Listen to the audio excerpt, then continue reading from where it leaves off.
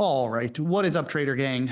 This is sadly our last AMA after probably close to 2 years now. So thank you, everyone. I look to seeing hopefully all of you at Magnum Opus, whether the free or the paid version. It is all going to be wonderful.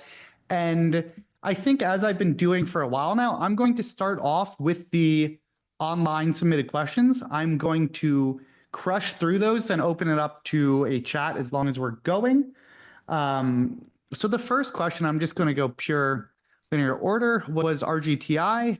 I mean, some of these names, these quantum computing have just been going absolutely nuts. So there were a couple questions on this stuff, which I'll make sure we cover. So lower high concept RGTI on 12-12. Yeah, I mean, that's definitely not a bad idea. So the lower high concept. So essentially when you get a big high volume capitulation, like this really failed pretty hard and reclaimed and we gap down. So shorting into this against those highs, I actually like quite a bit. That is definitely something I would do and generally approve of. Of course, these tickers kept on going, but that's totally okay. And you don't even get that hurt depending your timing on the intraday. So that sorry, I gotta let a couple more people in. All right. So in general, I do approve of this specific situation. And a lot depends the intraday as well, which I can jump to. And he says, I didn't think prior day moves were letter A capitulation blow off type moves, but thought these had enough going for them. And what I would say is yes, I would definitely agree with that assessment that I like this, especially because this volume was so big on this day. I very much like the thought of shorting into that high, which look, it didn't work, but that's fine. And these kept going. I mean, this side of the market is just in such strong momentum. I do suspect after a leg like this, we are kind of approaching the final inning of these. But that is left to be seen. You know, things can always get crazier. The other one being asked about was SOUN on 1219. So, okay, so, and this is a good question. So as far as shorter, lower highs go, this 1219 bar versus the RGTI bar on 1212 that we just looked at, I like the idea of shorting the RGTI one much more. Why is that? Because this RGTI, like this inside bar, sorry, I gotta let more people in. This inside bar makes this less appealing to me. Because of this inside bar being a form of consolidation, this doesn't interest me as much for a big picture reversal. The other thing too is the volume. So these are all nuances that end up very, very important to me. And these are nuances that the more you learn them, the better your hit rate starts to get. So I think once you start to learn a strategy like this kind of lower high reversal concept, you then start to refine it for these nuances. So now if we just do the quick comparison, like I said, this day here lacked the huge volume capitulation, and this inside bar kind of on 1217 made it less appealing to me. If we then go back to this RGTI, what was nice is this had done a couple big bars.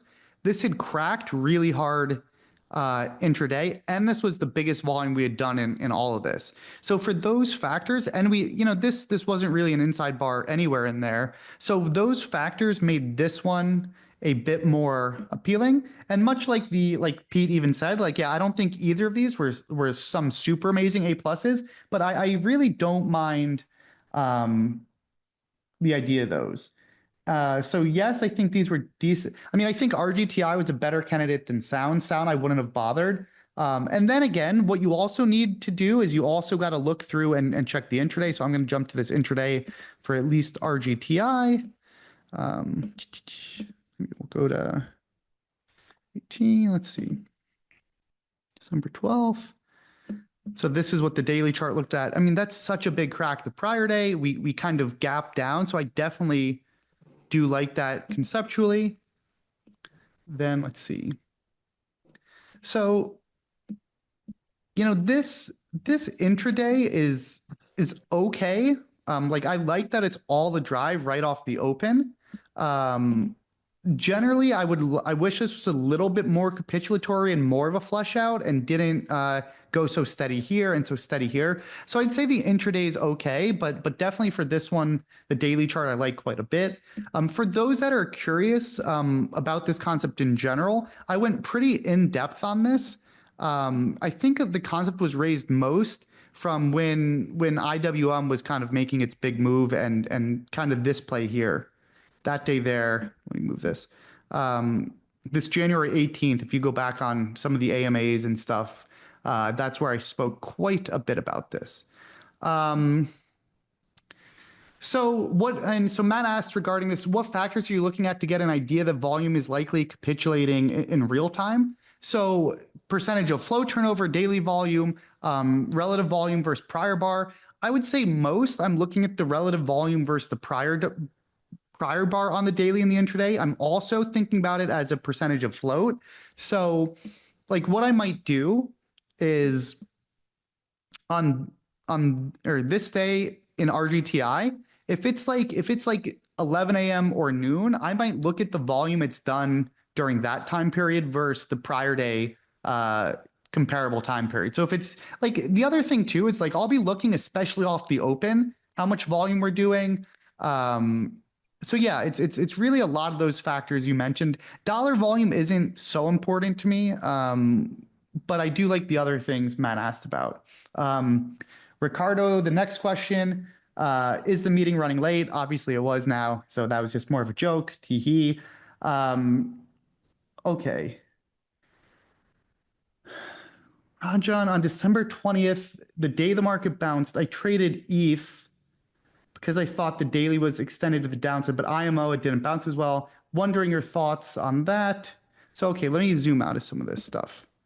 Okay, so the 20th is this day, and we're talking about the day the market bounced, and we're talking specifically about ETH. So let's see. So yes, so this daily was definitely super interesting to me. And definitely like, I mean, I really like stuff like this. So this was actually high on my list of things that I was just generally watching. I mean, I don't know, like this.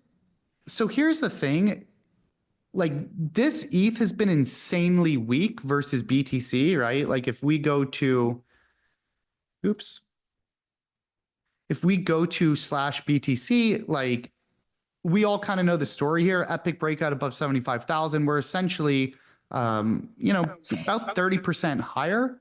So if you then compare this to ETH, like I wouldn't expect some mega epic bounce necessarily.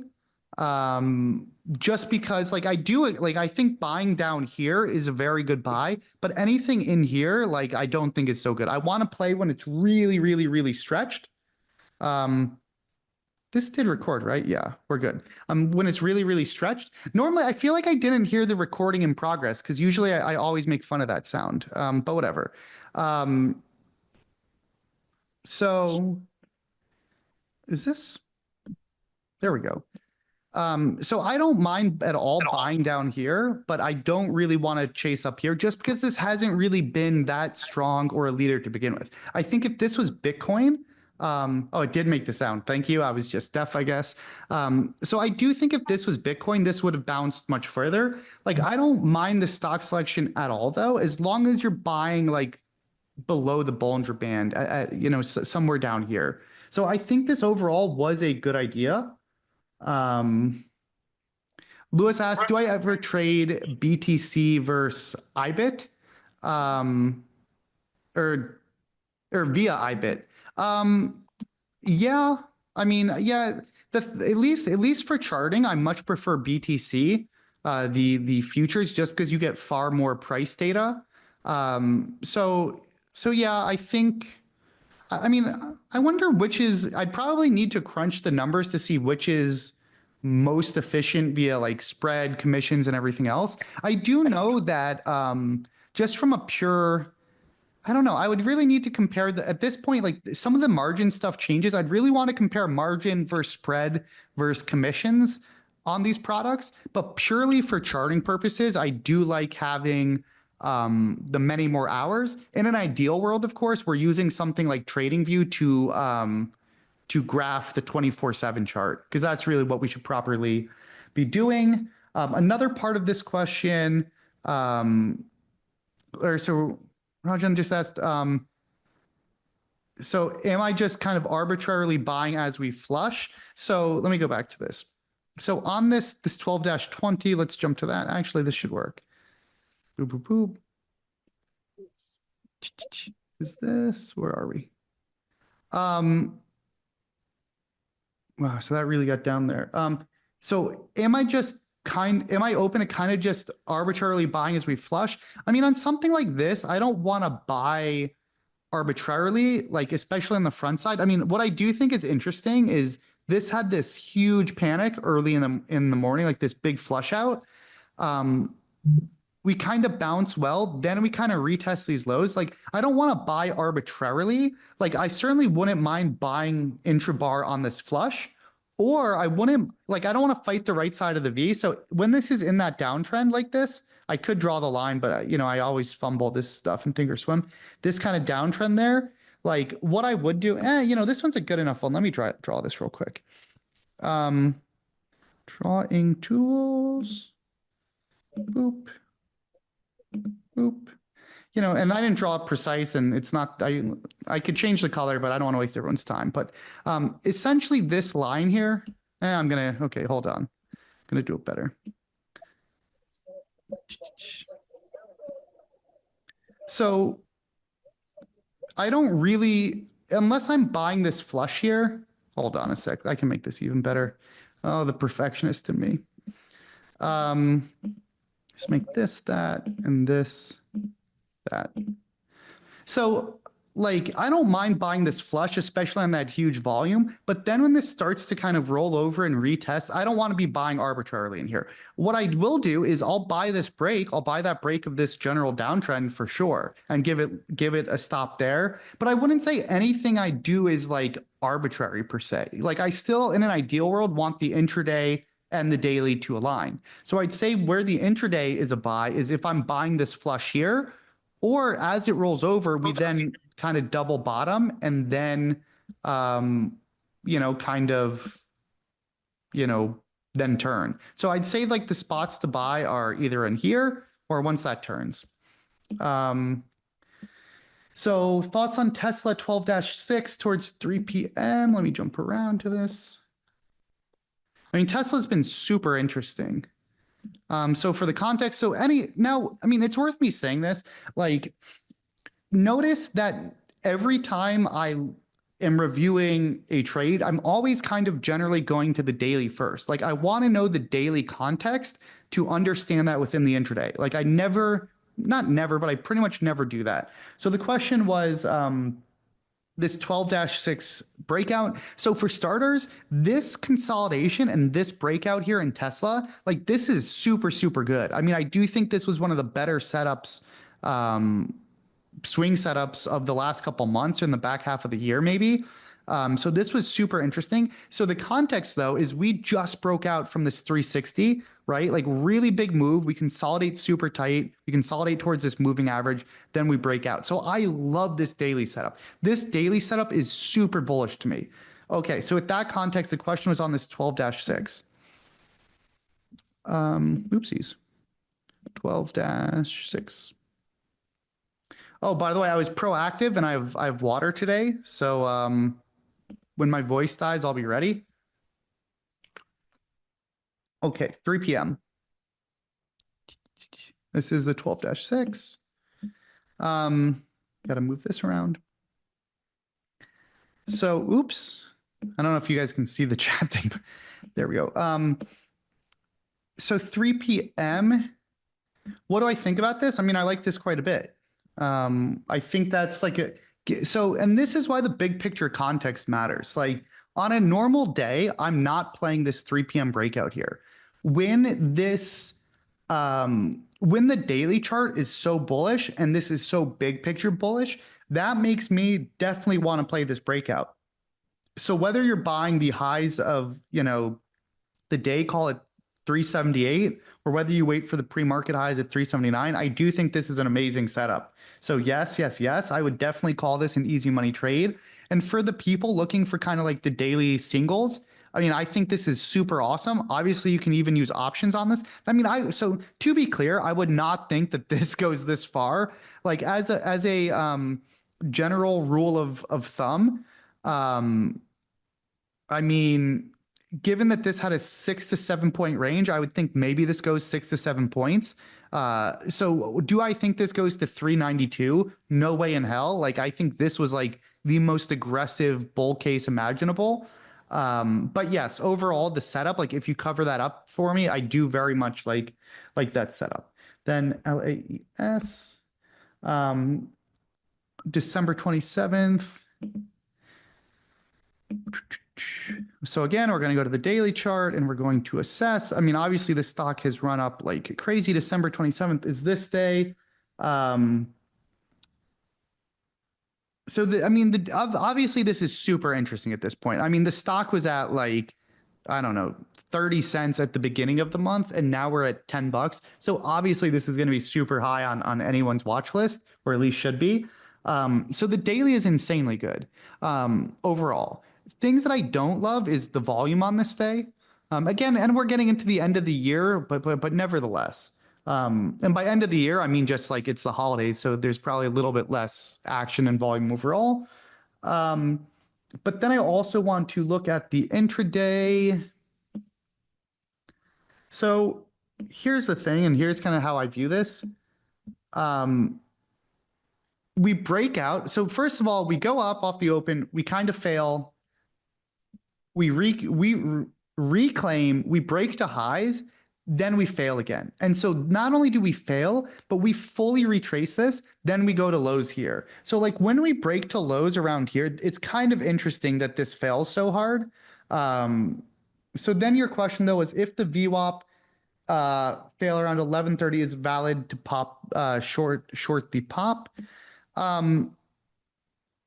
Yeah, I mean, I do think the only things that kind of worry me is like this never had a mega capitulation. Like I really want to see a really, really big high volume capitulation. So I don't mind shorting this pop around here because you do have a stop. So I don't think it's the worst idea. And especially after how hard this cracked, I would expect this to like not go to highs. Like I'd be really, really shocked if after this crack, this ends up going to highs. I know RGTI had a crazy day. One of the more recent days where we cracked hard, then went to highs, which, it happens, but it's just super rare. So I actually don't mind this play. Like, given how hard we cracked, I guess what I would say is my base case is that this probably just stays within this range. I did not see enough capitulation to think that this might then it could definitely crack. Let's put it this way. Like, I would say 50% chance this is a good short, but it stays range bound. Maybe 30% chance we end up just cracking, and maybe then like 20% chance we go to highs. So I actually don't mind this play. I don't think it was like, oh my God, the greatest, craziest play ever. But I don't mind it. Let me check some of these chat things. Would I call that a bouncy ball long setup on the daily for Tesla? And was that 3 p.m. move fueled by options or something else? Yes and yes. Like I would say that Tesla daily setup is pretty bouncy ball-esque. Regardless, like certainly the concepts of it match. Where we kind of have this is the resistance, this is the low, then we kind of have a tighter low, then we have a tighter low, then we break. So yes, very much so. And do I think the 3 p.m. move was fueled by options? Yes, I do. So many people are kind of YOLOing on this nowadays, and I think a lot of moves these days are fueled by options. Obviously, no way to prove. December 9th, where would your entry be on this? For Tesla, December 9th. I don't think we've looked at that day yet. Let me get back to that towards the end because my question is, And let me just jump to it. I guess my question is set up for what, but let me just see what it looks like. I guess, Lewis, are you implying a short, like off the open? If so, like, generally I am waiting for the right side of the V, so I'm waiting for this turn here, but I'm not that really bearish on this. Like we are somewhat overbought, so I don't mind this short. And also what we've seen a lot this year is I'm definitely taking this short. Like this short here isn't my favorite because it's just a strong stock. And it's driving off the open and we're not so capitulatory and I'm bullish on the daily. But I definitely don't mind going for this. Like I think this is more interesting. But what I would say is, yes, this cracked quite a bit.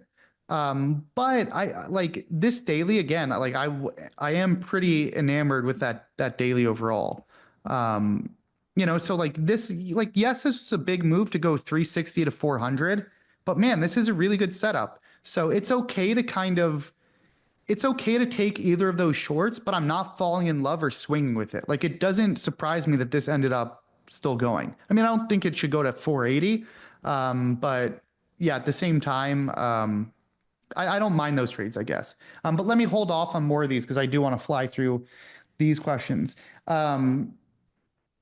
So and this was actually, I think, my favorite question of this series was Joshua asked, you've recently posted some tweets regarding the dangerous side of the stock market and are we worse off today? That shows the potential downsides of trading and over-indexing on pursuing financial gain as your primary, goal, that it can lead to unhappiness.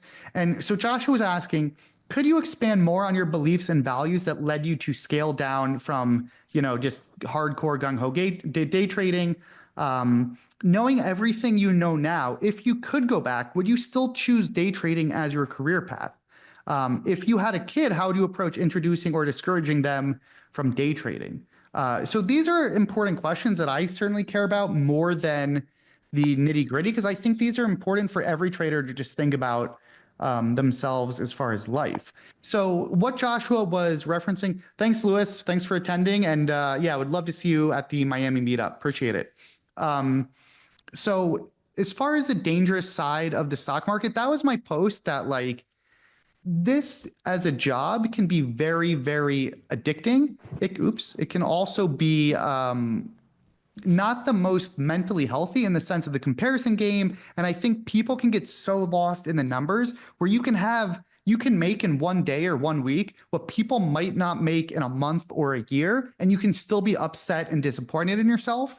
And it's very easy to lose perspective. I also think if not structured properly, the job can be very physically unhealthy. Of course, you have so much cortisol, you have so much stress, the job is sedentary, you're in front of screens with artificial lights and not outside all day. For many, many, many years, I would see, especially being in Chicago winters, I would see pretty much no daylight the whole day. Like during the winter, I would walk to work and it would be dark. I would leave work and walk home and it would still be dark.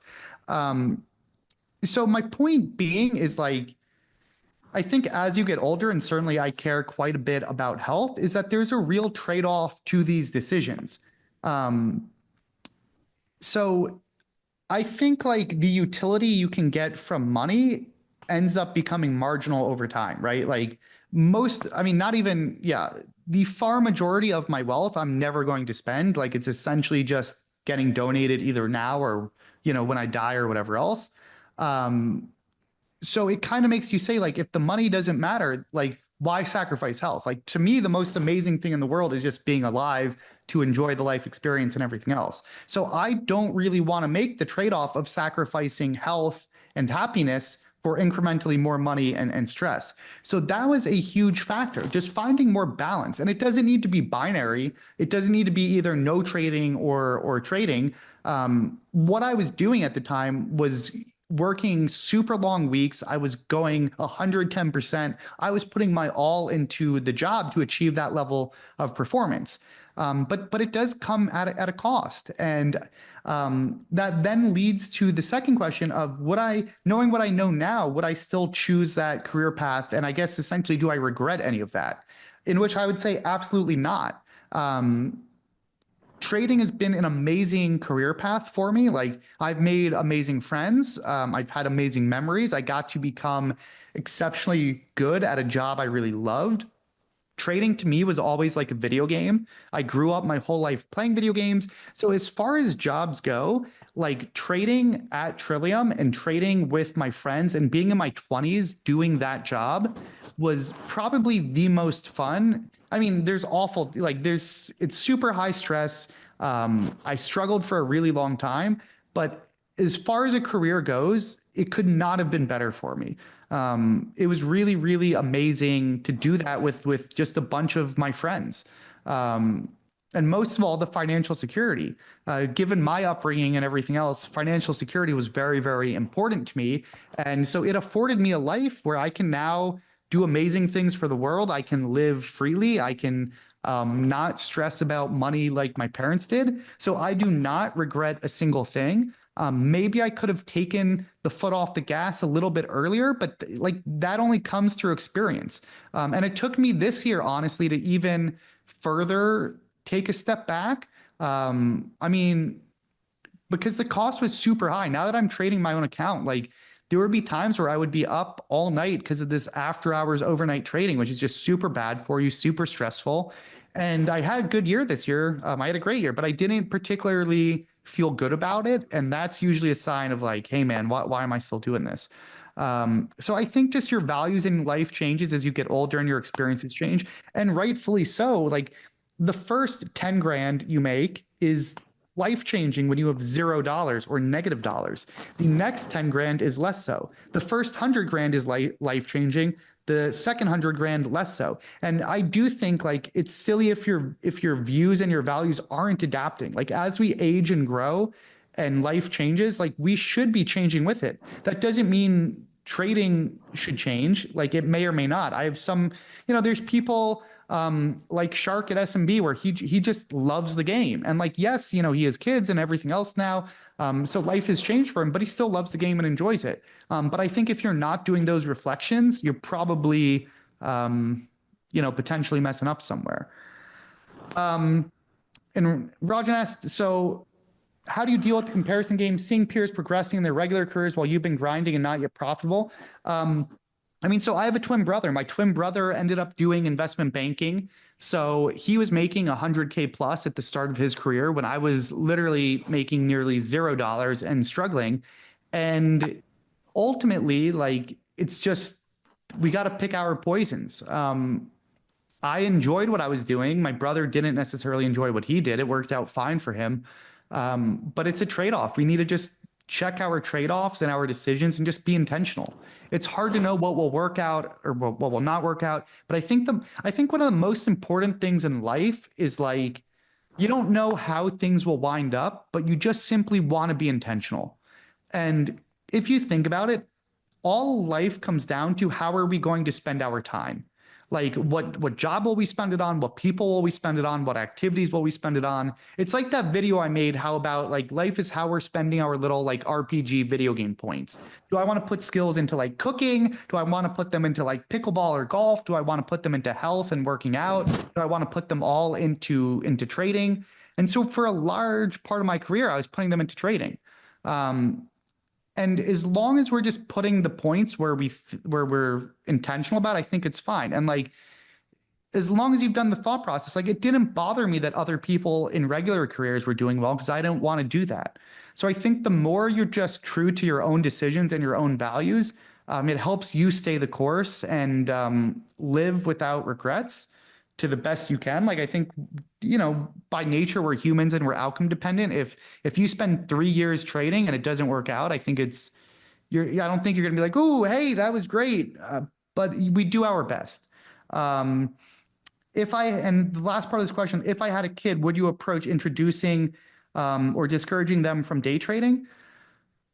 Um, I think it's hard to project how I would or wouldn't feel. I think if, at this moment in time, like I don't think I would necessarily care what they do. I think the more important part is, are they doing something that they enjoy? And are they doing something ethical? And are they doing something that's just going to make them happy and that they're choosing for the right reasons? Um, I do think, especially in American culture, or at least in my upbringing, it was like, ooh, you gotta go into some amazing career and you gotta get so good at it and blah, blah, blah, blah. Like, I think it's also totally fine to, I don't know, just be okay at stuff. Like, I don't think everyone needs to be a Lance, 110% day trader. Like, I think there's a lot of very, very happy, fulfilled people out there that are just good at their jobs and they find balance in other things. Like, most people will never be top 1% or 0.1% at anything. And I don't think there's anything wrong with that either. So I think the most important thing is just, are you or is anyone being true to their values um, and stuff like that. So I hope that helped. Tara asked, can you please address your strict give back rules? So this was something where on my daily report card, I would have these give back rules, and it would just help me be more intentional with my losses and giving back during the day. So let's say I was up 50K and it was a super active open. Sometimes it can then get super slow or everything's in no man's land. Like, a lot of times midday, you end up in no man's land. And so by being conscious of these things, it allowed me to then protect myself in no man's land when the opportunities are changing. So it was more so just like trying to be proactive about figuring out, like, okay, how good was the open? How much do I want to keep on risking? And make sure you don't. I think it's very common where people can have a good open, they can do really well. Then it ends up like the mindset of, ooh, I'm playing with house money. Because it was a hot open and I made 50K, now it's okay to give back 20K in no man's land. It's not okay. So it just allowed me to do that extra check. Proper risk allocation and how you arrive at them.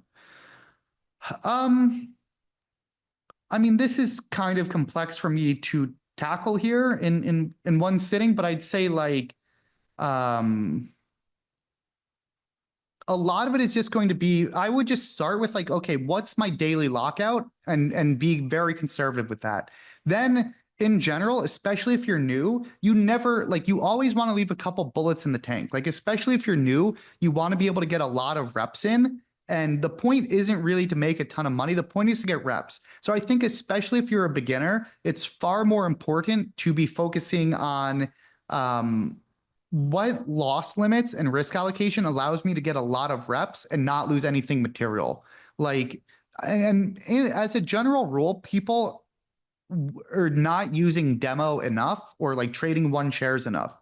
Too many people feel the need to risk real capital and real amounts of it rather than just building up the fundamentals. There's nothing wrong with demo. There's nothing wrong with trading one share or 100 shares. So I would not be risking material P&L until you have edge, and then really just focus. Like, you want reps because you're playing this game for years. It's a very long start.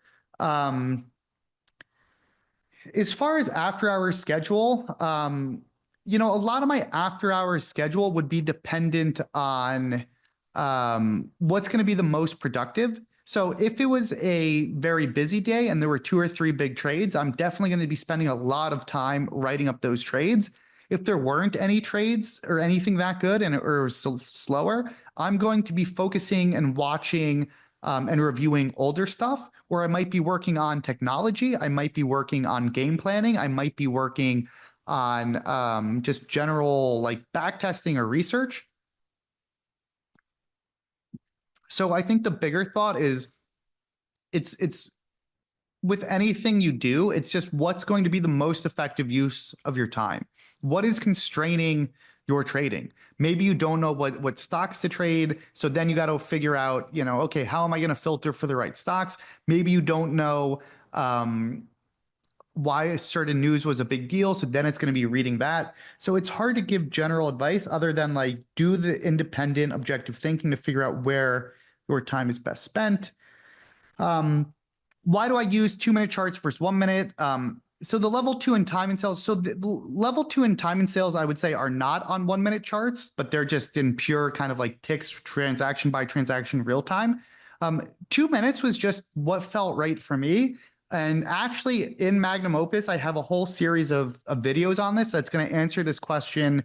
And that's the beauty of creating this course, especially the free part, is I've gotten this question so many times, and every time I end up just typing out or saying a long answer. When to be able to just link someone to a super concise, beautifully edited response is going to help a lot. But there's nothing magic about any time frame. It was just what was right for me as a day trader. Um, when should we start doing after hours and pre-market trading? Any specific milestones we need to cross? I mean, I would say you want to at least know what you're getting yourself into as far as the liquidity, because there's far less. But then don't be scared of it. Like, just trade one share, do it in demo or whatever, fool around, but just be very conservative, because the liquidity and the spread is way, way different. But I do think you should not be scared of it. That being said, after hours and pre-market P&L was generally not a major factor in my trading. Like, so yes, I did some of it and I was totally comfortable, but most of the liquidity and the big stuff tends to be during the day. Let's see. Is it possible for retail traders to automate daily stop loss? So this is important. Like, I think on stuff like Interactive Brokers, and I'd assume Schwab and Thinkorswim, you actually can't set a daily stop loss, which is definitely, I think, a problem. I even called Interactive about this, and they said there was no way they can't even do it on the back end, which is troublesome. So one thing that will come out is I'm going to be doing a partnership with Centerpoint as part of Magnum Opus, because they're going to help kind of make the free version free and stay free. And not only that, but I do love them as people and have been friends with them. So very light plug. There are essentially trading platforms out there that are geared towards day traders and traders in general, where you're able to do stop losses. And I do think that's important. Like, I do think it's so important to have a daily stop loss. And if you at least want some system in place, and you and your human emotions, you do not want to be the constraint, because there are times where we get tilted and mess up. So I think that's important. Neil asked a question about themes and the quantum thing. I knew this was going to come up a lot. So Neil was asking, we've seen this quantum theme. We had our initial leaders, IonQ. God, some of these stuff is crazy. And this isn't even the crazy one. QUBT, that's pretty damn crazy. My God. QBTS. And the question was, then the leaders kind of cooled off, and then the laggards became the strongest, like RGTI and LAES. I ended up passing on a few of those laggard breakouts just before they ended up becoming the leaders. In your experience, is this type of action similar to what you'd see in past theme plays? Therefore, we should look to be aggressive on any of these names anytime we see a daily breakout. So this is actually a super good question. And you only get a feel for this once you've seen a lot of these themes play out. And obviously there's no perfect answer, but essentially what Neil's saying is stuff like RGTI, like this wasn't doing anything so crazy, then more recently just absolutely exploded. Same for this LAES. And here's what I would say why you shouldn't have ended up passing on them. And this is like a big, super important nuance. These leaders, the leaders have not died yet. All the leaders are still super strong and holding up well. Like IonQ the last week or two has still been super, super strong. QUBT has still been not super, super strong, but we're still holding up really well. And QBTS as well. I mean, look where this thing is. So like, would I be eager to buy these things on 12-19? Like when the whole sector is cracking, I don't want to buy those breakouts, but these all ended up reclaiming. So I would say because these have been reclaiming and haven't truly died, like I am definitely open to buying, like RGTI on this break potentially. I'm open to buying Let's see. Well, this didn't really set up anywhere except for this gap or whatever. But I'm definitely open to that for sure. And I'd say again, to summarize, that nuance is that this sector has not died. The leaders were not dying when these were going.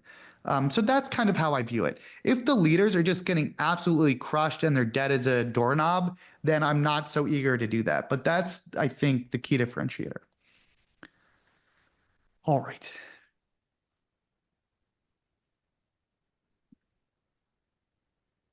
Grant asked, when you talk about attacking the backside once the top is in, what are some of the trades you're specifically looking for on the backside of a daily chart? Is it only swing related, or if something presents itself intraday, let's say 2 to 5 days after the top has been put in, will you be willing to trade that? Okay, so this is a good question. So on stuff, like I remember in some video, I don't remember what it was, but I said on the front side, you want to be careful, defense, defense, defense, but then on the back side, you want to attack, attack, attack. So what that generally means is on days like this, up bar, up bar, up bar, and the trend is higher, I don't really want to be playing breakdowns. I don't want to really be thinking short bias. I really want to be cautious. Now, that being said, once this breaks big and breaks the trend and everything, and I say attack, attack, attack, what does that mean? I mean, if there's a really good intraday setup, short wise, I do want to play it. So let me see if there was anything. Let me go to this 1125. I don't remember if there was anything great, but like, let's see. In general, if there's a really good, oh, so this didn't have anything so great. But if there is a good intraday setup, like let's see, let me give a good analogy. So let's say MSTR has cracked hard and we're on the backside now. Take this day. If we looked at the intraday on this and there was a really, really good bouncy ball short setup where like we fall off the open, we then consolidate, I definitely want to play that crack lower. So essentially what it means is like, if there's kind of a shitty intraday, not shitty, but if there's a bearish intraday on here, here, or here, I don't really want to play it. Or if I do want to play it, I want to be super, super light sized. But then if there's a bearish setup like here, here, here, or here, I do want to be much more aggressive, be more likely to play it, and be more likely to use more size. So that's what I mean. So it's not just swing related. Like, yes, from a swing perspective, I do want to be shorting any. So yeah, so I do want to be shorting any pops from a swing perspective, absolutely. But even from the intraday, if there's any short setup, I want to be likely to take it. So that's what I mean by that. Let's see, Thomas. Oops. Tried ABAT on 1226. Small size. I thought it had a nice long and tight consolidation. It ended up stalling, breaking the high. Tape was slow. So let's see. So first I always look at the daily chart. 1226 was this day. So I mean, a couple things is you got to be mindful that we're in a very, very strong uptrend, very, very strong. And this volume that day wasn't super capitulatory. Now I'm going to look at this. So is Money Heist based on a true story? So let's see. So I guess this is hard for me because I don't ended up stalling, breaking the highs. I don't really know where this short is being referenced, if it was here or up here.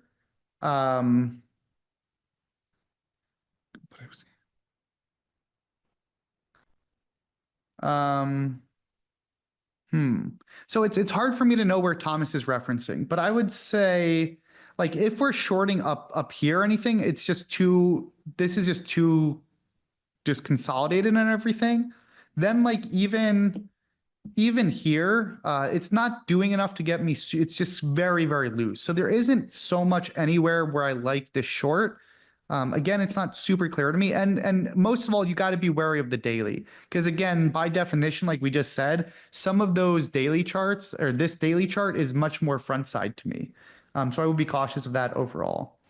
So Alexander said, this one kind of cracked me up a little bit. Can you tell me what I can do about this psychological bias I am encountering? Why is it easier to sell winners and harder to sell losers? Let me tell you, it is not just you. The huge field of behavioral finance and behavioral psychology this is everyone. This is a very common thing.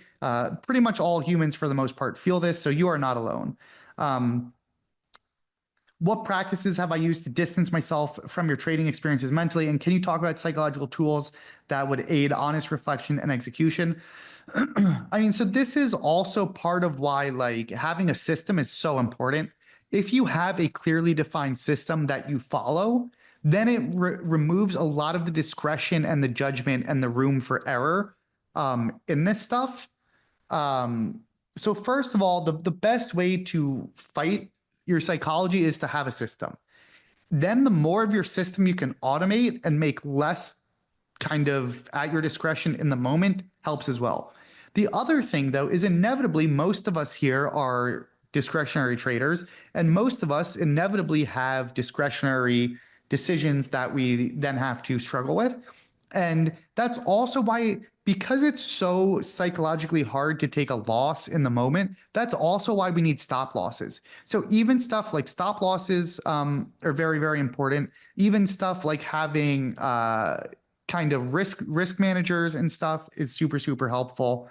So I would say like you're never going to be cured of it, but you want to just be reflective. The other thing too is like, as far as psychological tools, I think it's so important to do a daily report card and right after the close or as soon as possible. Because I think it's so easy to leave the desk for, 3-4 hours, go back to it or later at night, and you kind of forget how you actually felt in the moment.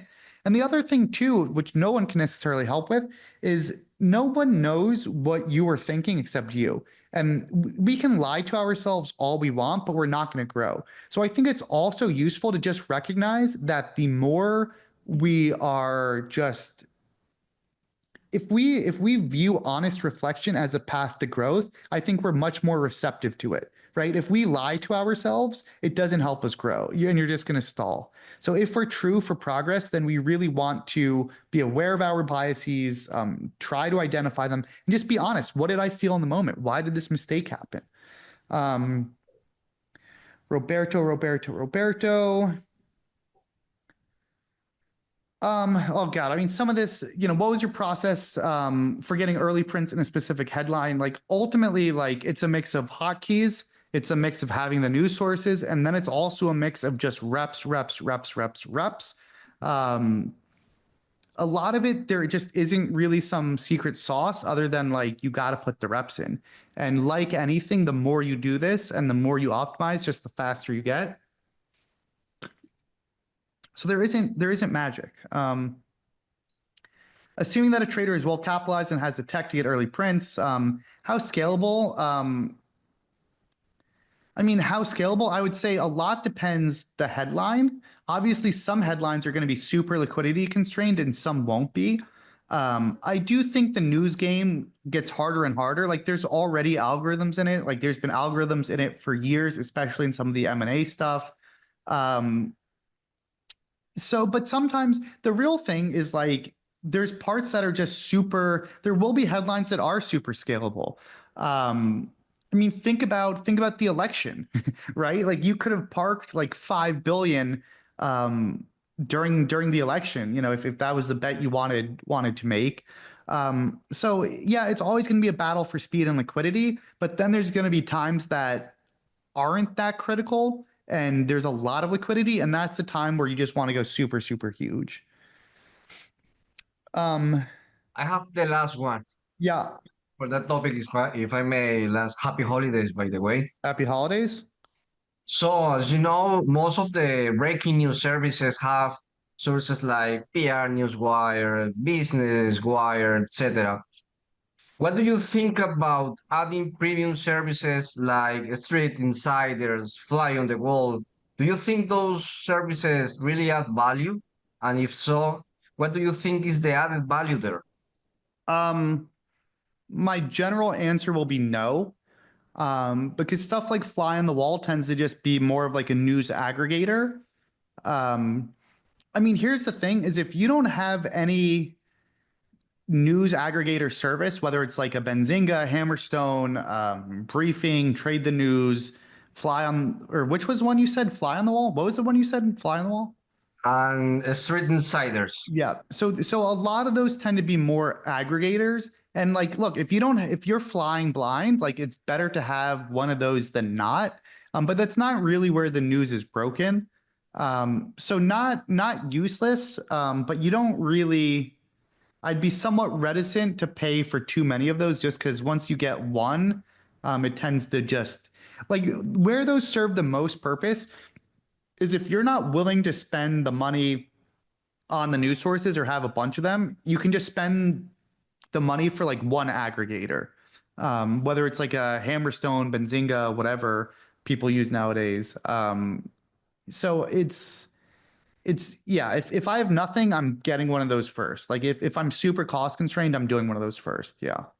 Or you want, I mean, you want to know what's also silly too is at this point, and I often forget about this because this has happened so much towards the last tail end of my career. There's just on Twitter, you don't even need to spend a single dime. There's what is it? The Delta One, like Walter Bloomberg or whatever. And like Financial Juice is the other Twitter account. If anyone knows what I'm talking about, can you just please throw them in the chat just because I don't want to waste everyone's screen time Googling it. But if you Google just on Twitter, it's like Walter Bloomberg, which I think the account is like Delta One or something, and then Financial Juice or something. Thanks, Dominic. Good to see you, Dominic, and Merry Christmas to you. Hope you did some nice Chris Kindle markets out where you're from. And the other one is a Financial Juice, I think was another good one. But yeah, so someone else find that other one, and that's what I'd recommend if you don't want to spend a single dime. Yeah, does that kind of help, Roberto?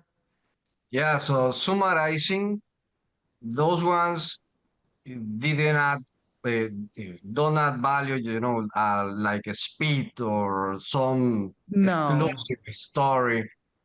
You no. know, you you just make me save a lot of money. Mhm. Thank you very much. And there's nothing wrong with like testing stuff.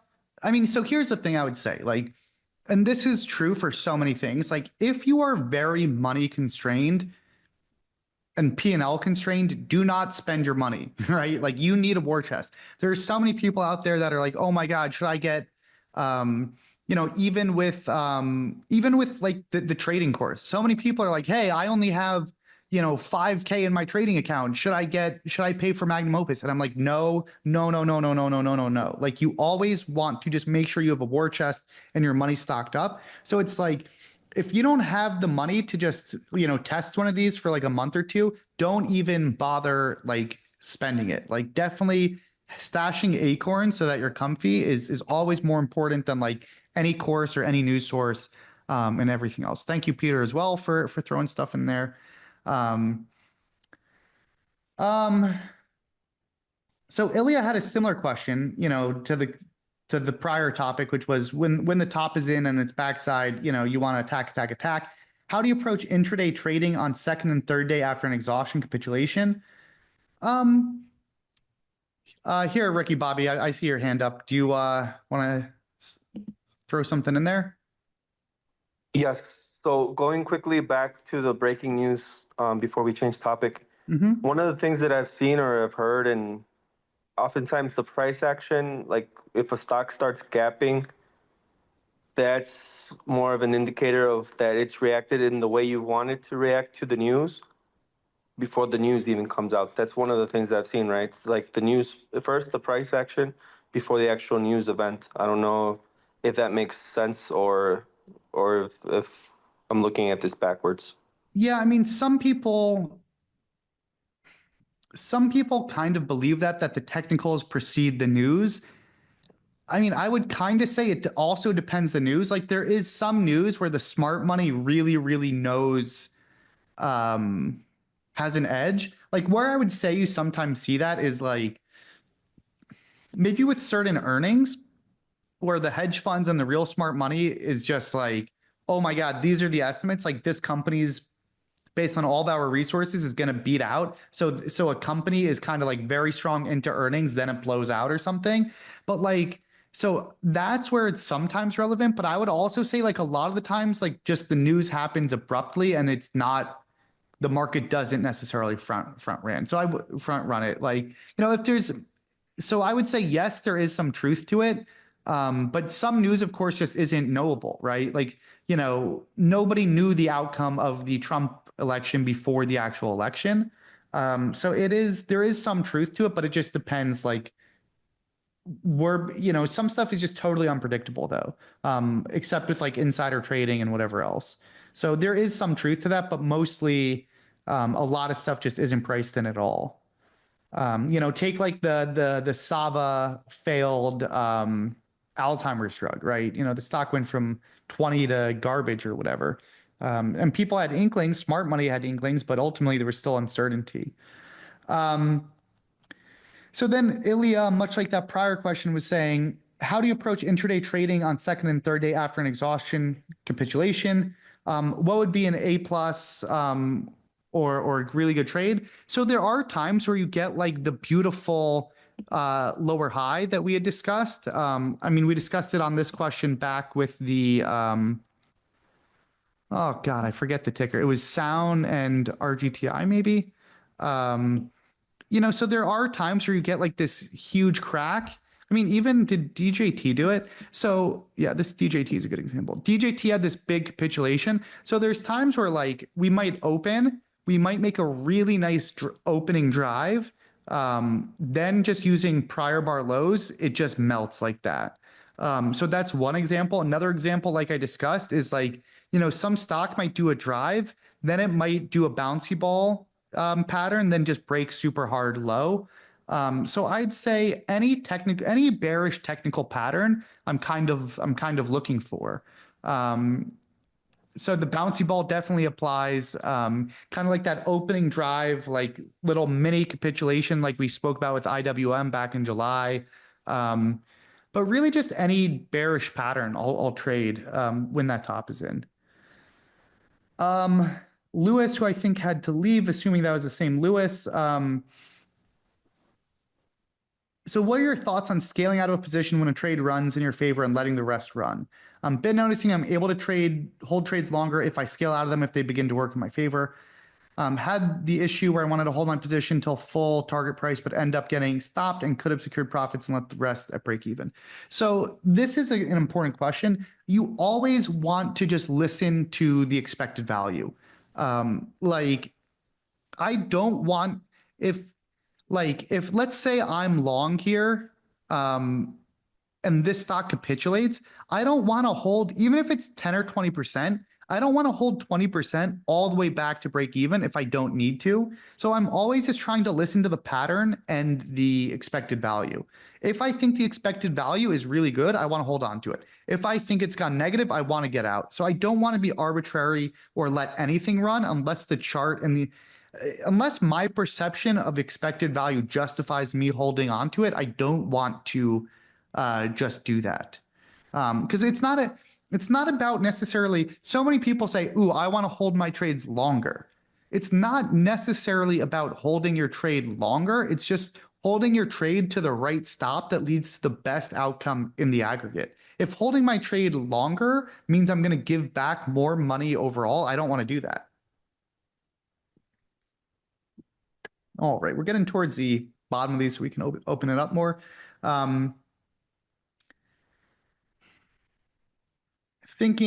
Cole was asking, thinking about last time in June where GME pre-released earnings in order to do offerings. Or for example, like most intuitive thinking would be delayed earnings would usually indicate some issue with accounting. What factors do you usually take into account with stocks shifting some important announcements / release days? And is there a structured way of gauging the meaning of or potential impact of these pre-release or delayed news? So this is a great question, super, super granular. Sometimes the moving of events and announcements can be significant.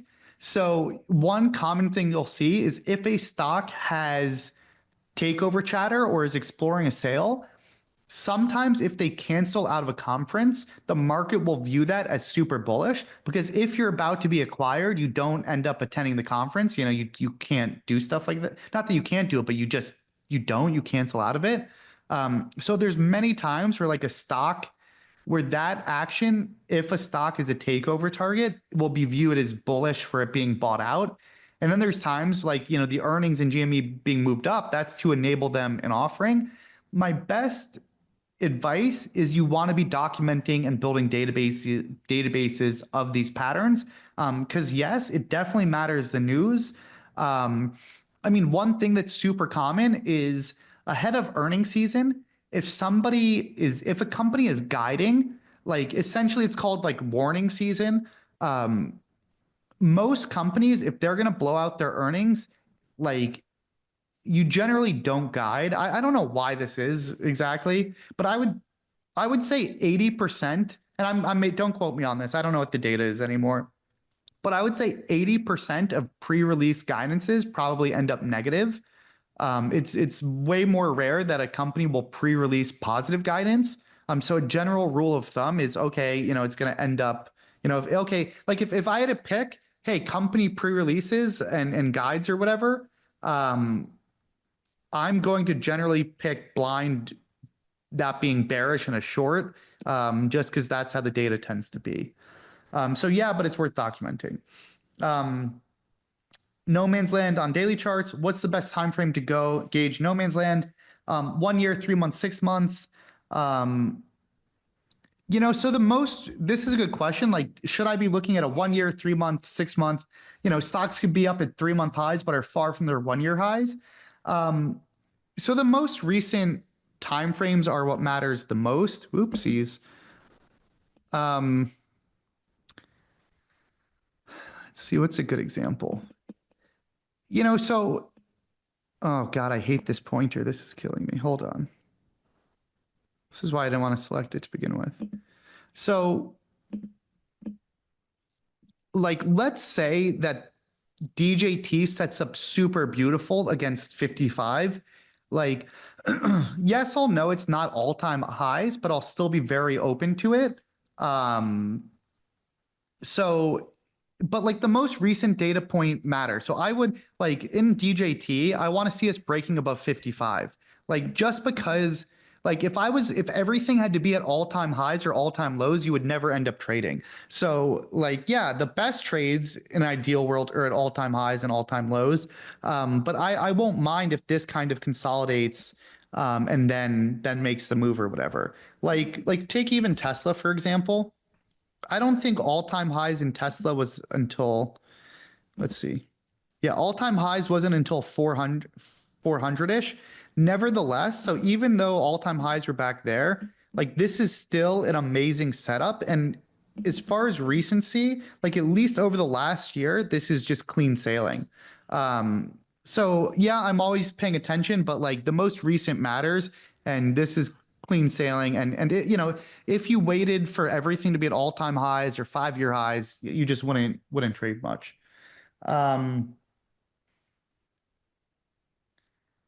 This other question, how do you make 5 to 10x on your trades? Are you adding and scalping within the 2-minute bar trail? I mean, this is kind of vague. I would need to know on what types of trades. I mean, there's a lot of places you can make 5x to 10x. So it really depends the specifics. I mean, MSTR was one that wasn't necessarily a scalp. You know, you could make 5 to 10x on a swing trade. Like, I mean, look at this Tesla. I mean, this Tesla was like a mega. You know, if you swung this, you're making massive multiples on that. So no, it doesn't really matter the time frame. There's amazing trades under all of them. Or towards the bottom, then I'll get to some of these chat questions. Tehran asked, catching bottom in 15 to 30 cent spread stocks. When stock breaks low of day, it speeds up, causing a bigger loss than originally anticipated. Any advice on reducing the loss? I mean, that's just part of experience and knowing how to gauge liquidity and everything else. And also the level 2 helps there. But yeah, in spreadier stocks, you need to factor that because if things roll over and you can't get your liquidity, so that's just a matter of just properly handicapping the risk side of that equation. So anytime something is illiquid, yeah, you really got to be careful and make sure you handicap that right. So mostly my best advice is like, yeah, that's a real factor. Use the level 2 and everything, and be conservative. So then I think the last question, although my phone's being a little weird, which quantum computing stock is a broken slot machine in your opinion? How would you have structured the trade? So I mean, these quantum names offered, I think so far, certainly the best things were just going. I mean, this QUBT, like this breakout here, that's super interesting to me. We make this huge move, like, okay, we do this, we kind of retest a little bit of a lower high, we've consolidated to the moving average, then boom, super strong bar. So like this setup is as a swing or even just some type of long is super interested to me. I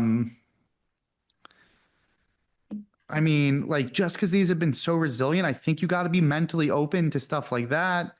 Even this little break here. I mean, when the strength on these are just so crazy strong, I want to just be very mentally open to a lot of these, to be honest. So I mean, all of them have had moments of being the broken slot machine, and the broken slot machine also just depends, or even RGTI on this day when we boop boop boop boop boop boop boop, we break prior bar lows and boom crack. So I think a lot have had their moments, and it's just also depends your playbook and your strengths. But these have been an amazing sector to trade overall. I mean, some of these are crazy, crazy, crazy. This gaps up and breaks the highs. The thing is too, is when there's so much momentum and these charts are going so far, like you really want to have some imagination. Yeah, this stuff's pretty amazing. So let me see. Did I get to all these? Let me see. It's always good to just get those out of the way so I can then focus on the other stuff. I think, oh no, there's a couple more, but I'm near the end. Okay. Abtahi, wondering how the risk managers at Trillium adjust the maximum stop loss for developing traders, especially as they grow and continue to increase their size. Yes, increasing size can lead to larger winners, but also larger losses. When adjusting max stop loss, would it be as simple as setting it to half of your daily P&L? If your average daily P&L target is 1,000, would your max stop loss be 500? Yeah, I mean, I think just as a basic level, I don't think that seems unreasonable. It also just depends your win rate. Like, I think the way more important thing is to look at your own trading data. Like, if you're positive 5, 6, 7, 8 out of 10 days, and your average day is $1,000, like I don't think it's even crazy to have $1,000 as a stop loss. And look, some people tend to snowball where like if I've seen so many traders over the years, and there's some people out there where if their stop loss is $1,000 and they're at negative 500, like they will just snowball mentally, and if they're down 500, they're going to hit 1,000. There's other people where if they're down 500, they're going to be selective. They're going to recollect themselves. And a lot of times they're going to claw back and go towards, back to 0 or plus 500. So it really depends the trader. If you're someone that tends to snowball or have outsized losses, you do want to be a little bit tighter with that. If you're someone that like, okay, it doesn't bother you and you have a history of being able to claw back and be resilient during the day, then it's okay to have a little bit of a larger stop loss. The most important thing is like, just never risk meaningful money until you're definitely consistent and profitable and you have some cushion. And a lot of this stuff, there's just always side on the side of being conservative, and the worst thing you can do is just take too big of a loss or anything that's going to impair you. And one of the heuristics I've learned over the years is like, and this is what I've started saying to like SMB or with other traders, you do not want to risk an amount that is going to affect your psychology and kill your positive feedback and momentum and stuff. So use those as some guides for what you think. Alias, one of the last ones before I get to the main stuff. QUBT.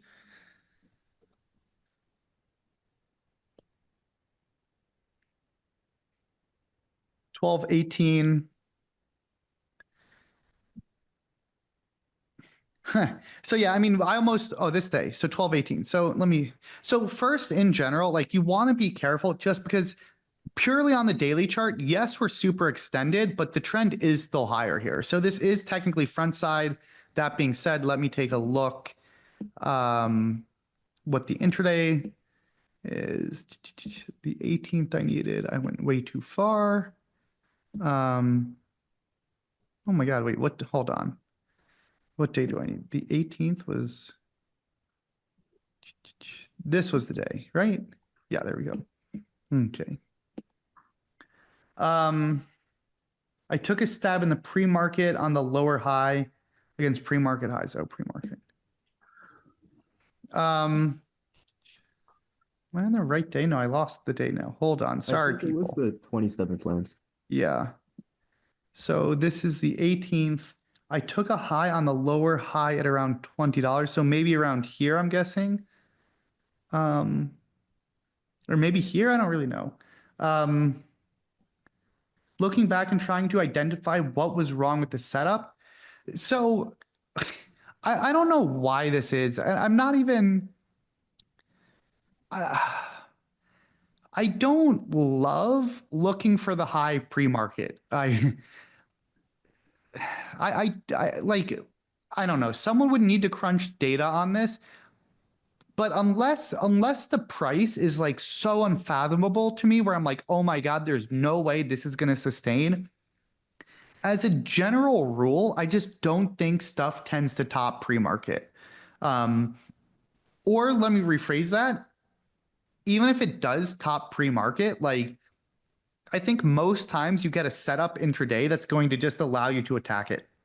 So I almost never really, it's not that I won't trade pre-market or won't take some front side position, but I'm never just like, oh my God, that was the top. Unless it's super, super crazy, like GameStop, where it went from like, 30-ish to like $80.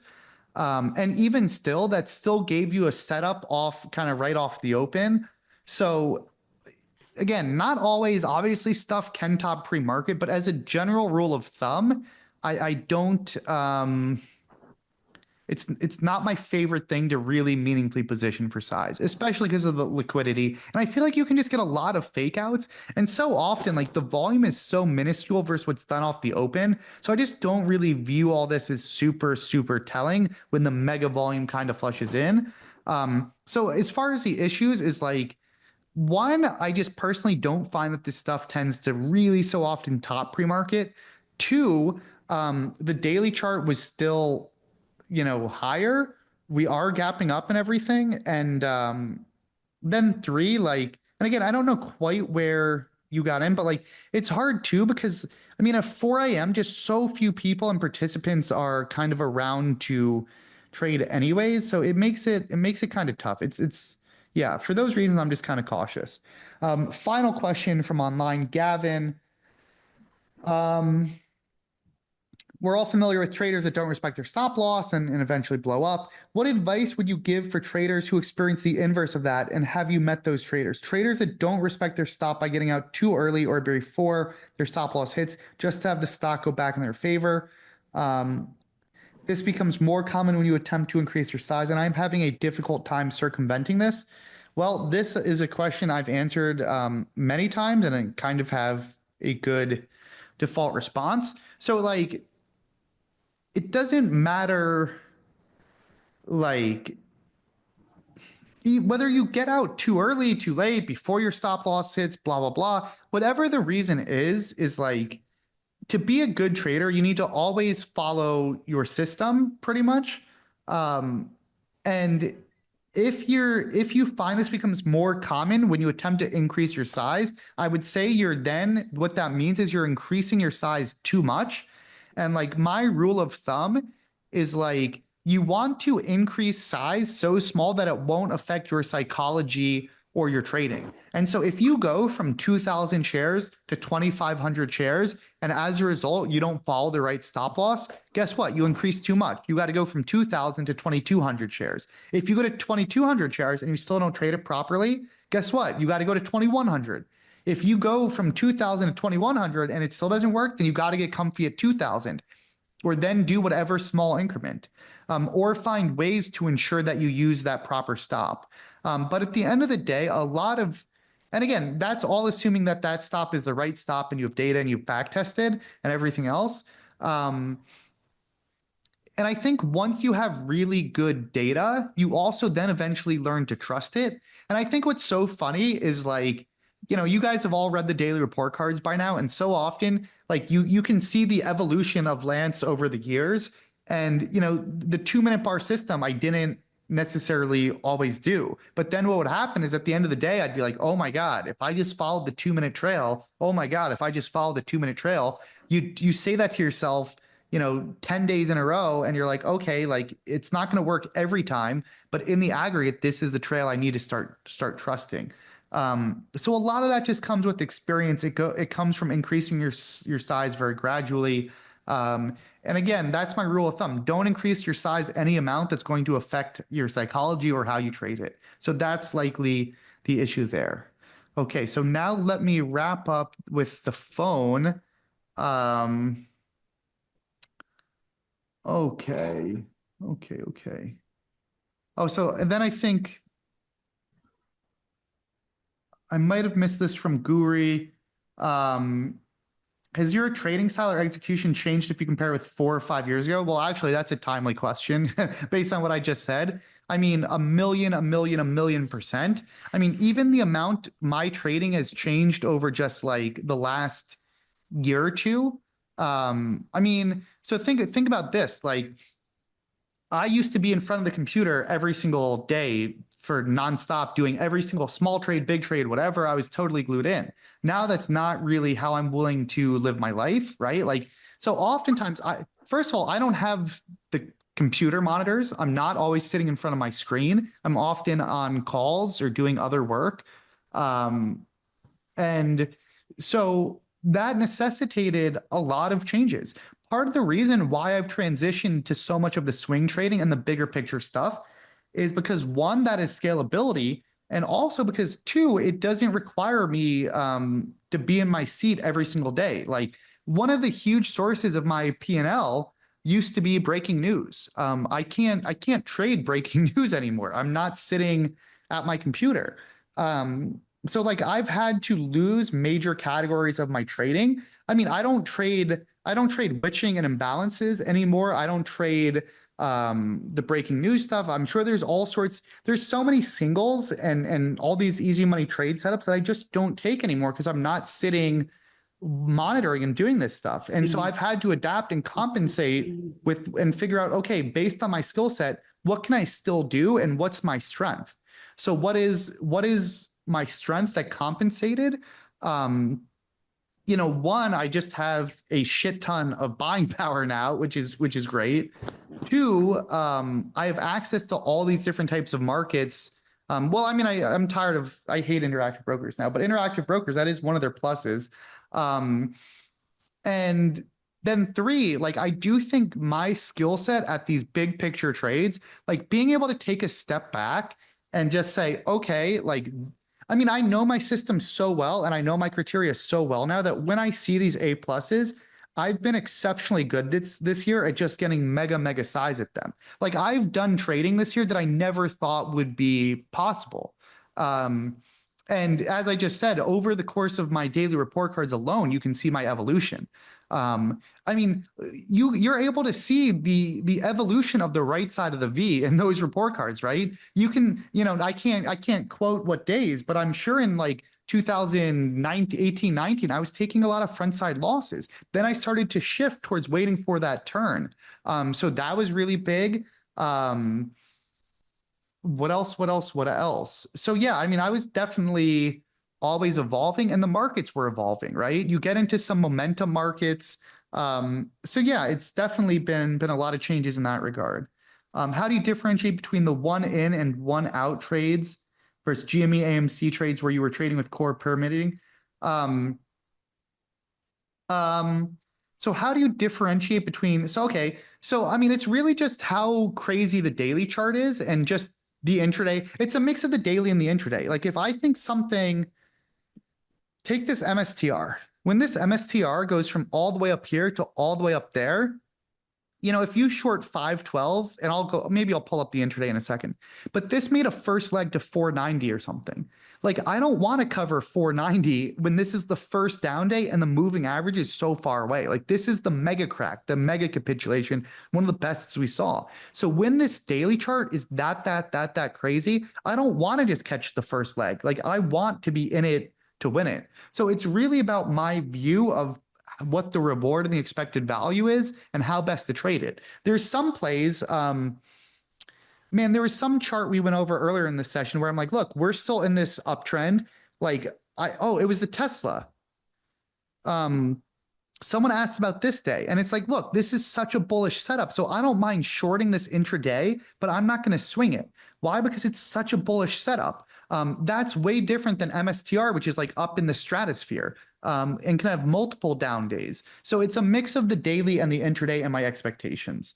What are your struggles at this moment of your career, if you have any? I mean, truth be told, my biggest struggle is simply not trading. You know, like this year I traded like look, if trading was my number one priority, there's so much I still don't know. There's still so much I can learn.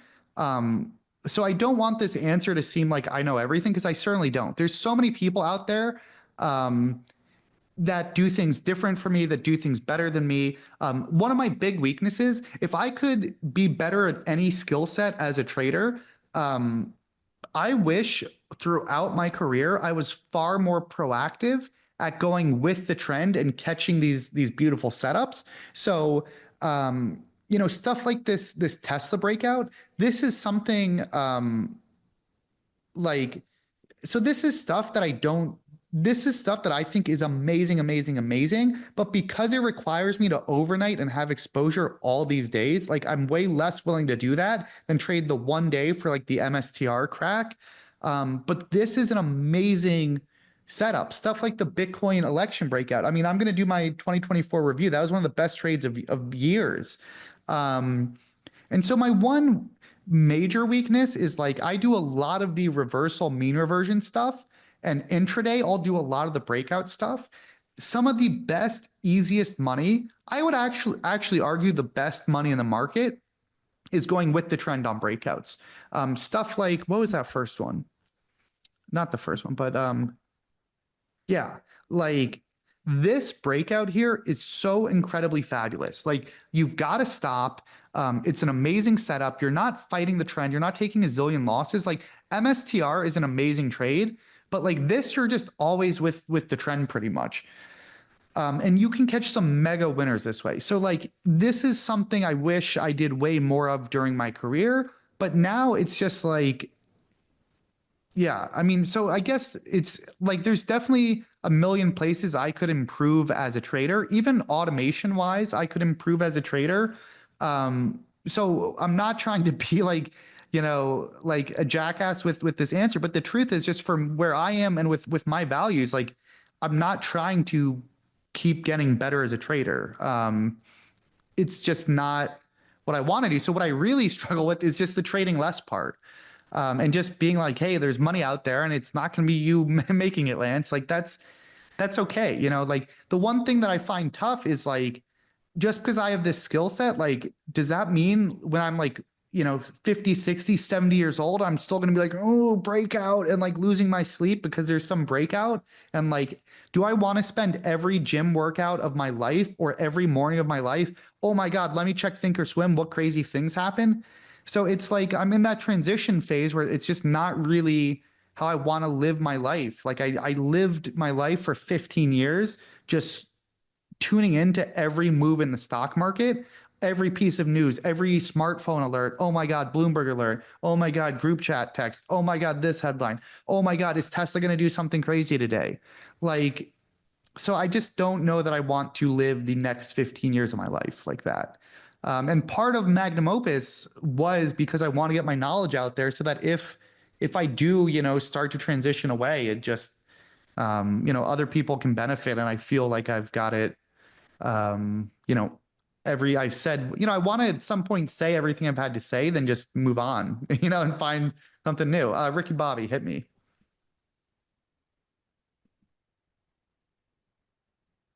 Ricky Bobby? Maybe no Ricky Bobby. But yeah, Ricky Bobby, if you want to say something, get back to me. So yeah. So let me get back to the endless questions. Let's see. I might skip over some of these things. I mean, the first one was Drew, TLT, and IWM. So I mean, I don't have any crazy thoughts other than just generally the Fed.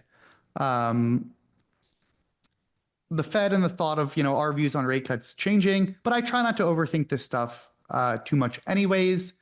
Ricky Bobby asked, as bankroll gets bigger, are you switching to swings? I mean, for me, for most people to worry about bankroll size, it needs to be pretty decent unless you're like kind of hyper scalping. For me and my bankroll, generally I need to largely do swings or the really big days. So yes, that's a large portion of why I switched and adapted along with the other reasons I mentioned. Thank you, Joel, for the DRC help. Matthew T, what factors are you looking at to get an idea that volume is likely capitulation? Oh, we discussed that. We discussed this. I think I discussed that. So Guri asked privately, any update on the Miami meetup time and location? So yeah, let me see if I can get these details for you.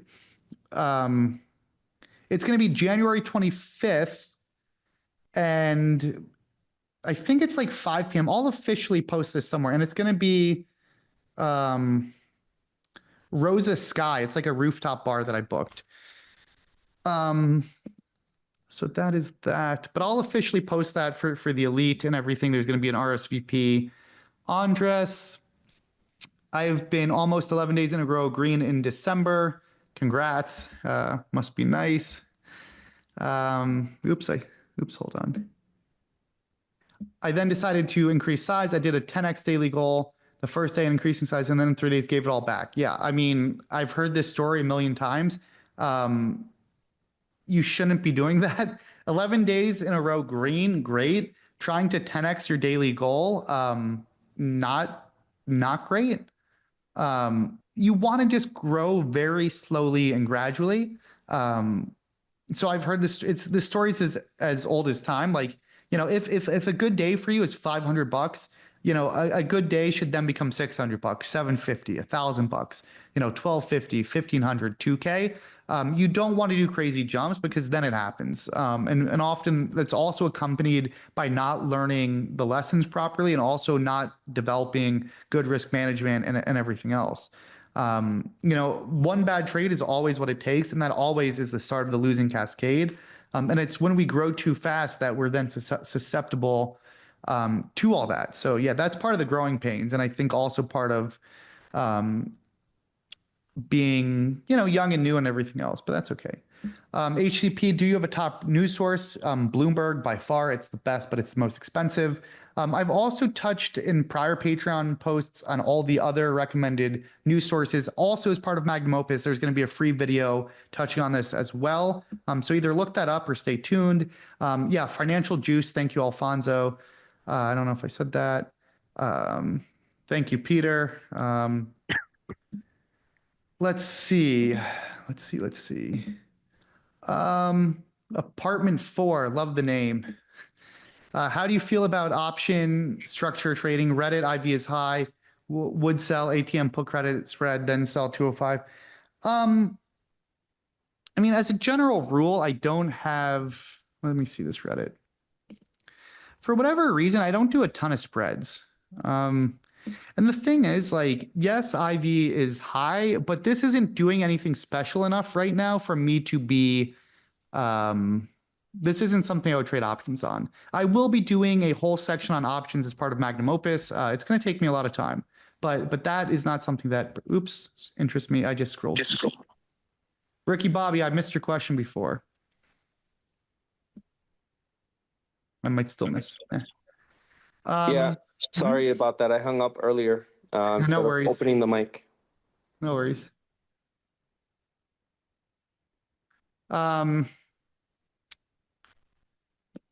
So another question, I've noticed from your DRC that you will trade themes and trade a stock all week. How do you know when the theme is over? I find myself trading a new stock every day. I mean, eventually stocks settle into no man's land. So it's just getting a feel for that over time. Like when MSTR is kind of in, a lot of these days, like, this is a little bit different because it's such a big gap. But most of these days, I'm not really going to trade MSTR. So for the most part, I'm playing the extremes. I'm either playing the extremes like this, or I'm playing the breakout out of the ranges. So I want to be playing like this. I want to be playing that, but I don't want to be playing like, this, that. Like anything here in this no man's land, I'm avoiding. I'm playing this day. These days I'm avoiding. I might be playing, that day. So I really try to either play the extremes or the breakout of the ranges. But it takes time to really get a feel for some of that. But as a general rule, that sums it up. Guri. Oh wait, no, you asked. I already answered that. Peter, did SMCI earlier this year, where the lack of an upside pre-announced killed the stock? Oh yeah, sorry, that was, I know what you're talking about. In terms of sleep optimization, is it better to work out in the morning versus evening? You don't want to work out too late at night. I mean, everyone's different. Like, so I don't think there's going to be a right answer, number one. But I do think generally for many people, if you work out too late, like 7, 8 p.m., 9 p.m., you're going to have too much cortisol from the workout. Like I know if I do a long distance run, like if I run 5 to 10 miles, at like 7 p.m., I'm not going to be able to sleep at 10 p.m. or something, or 11. So I would just see what's best for you rather than think I know good advice. How do you adjust how wide or tight to keep your stop when the market is very active? So, it's not, I always want to just do the right stop for the setup. So it doesn't really matter. Like what I will say is in markets that are super momentum biased, like this one, like I will tend to give a looser stop on some of the momentum stuff, like this QUBT. When stocks are ripping and moving, making such epic moves right now, I'm way more likely to give this a swing stop and trail it the whole daily. Oops, I didn't mean to type that. There we go. That's what I meant to do. So like take this this Tesla daily. I'm way more likely to want to just give it the proper daily stop because stuff's just been working so well.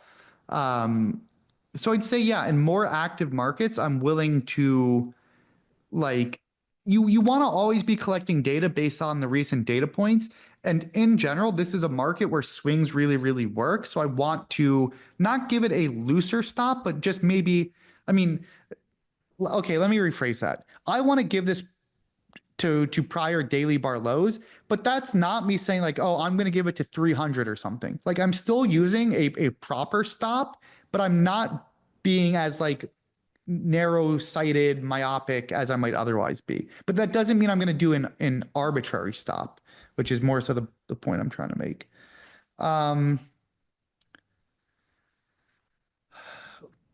So will Magnum Opus be sufficient for a beginner 1-year options trader who trades large cap?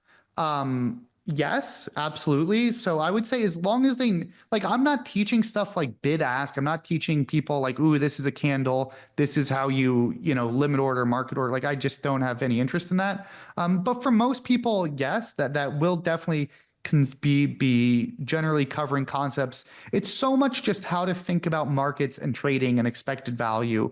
Um, so yes, but you know, again, there's going to be a totally free version, which will give you a good feel for everything. So, you know, my general rule of thumb is if you're on the fence, just consume the free version, see how you like it. You can always, you know, then buy it.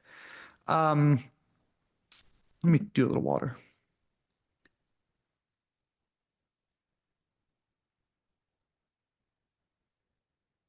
What was your year-end quarter-end review process like? What would you recommend or what? Yeah, this is a good question. What are must-do things for a trader every month, quarter, year-end? So every month I would just review the data for that month.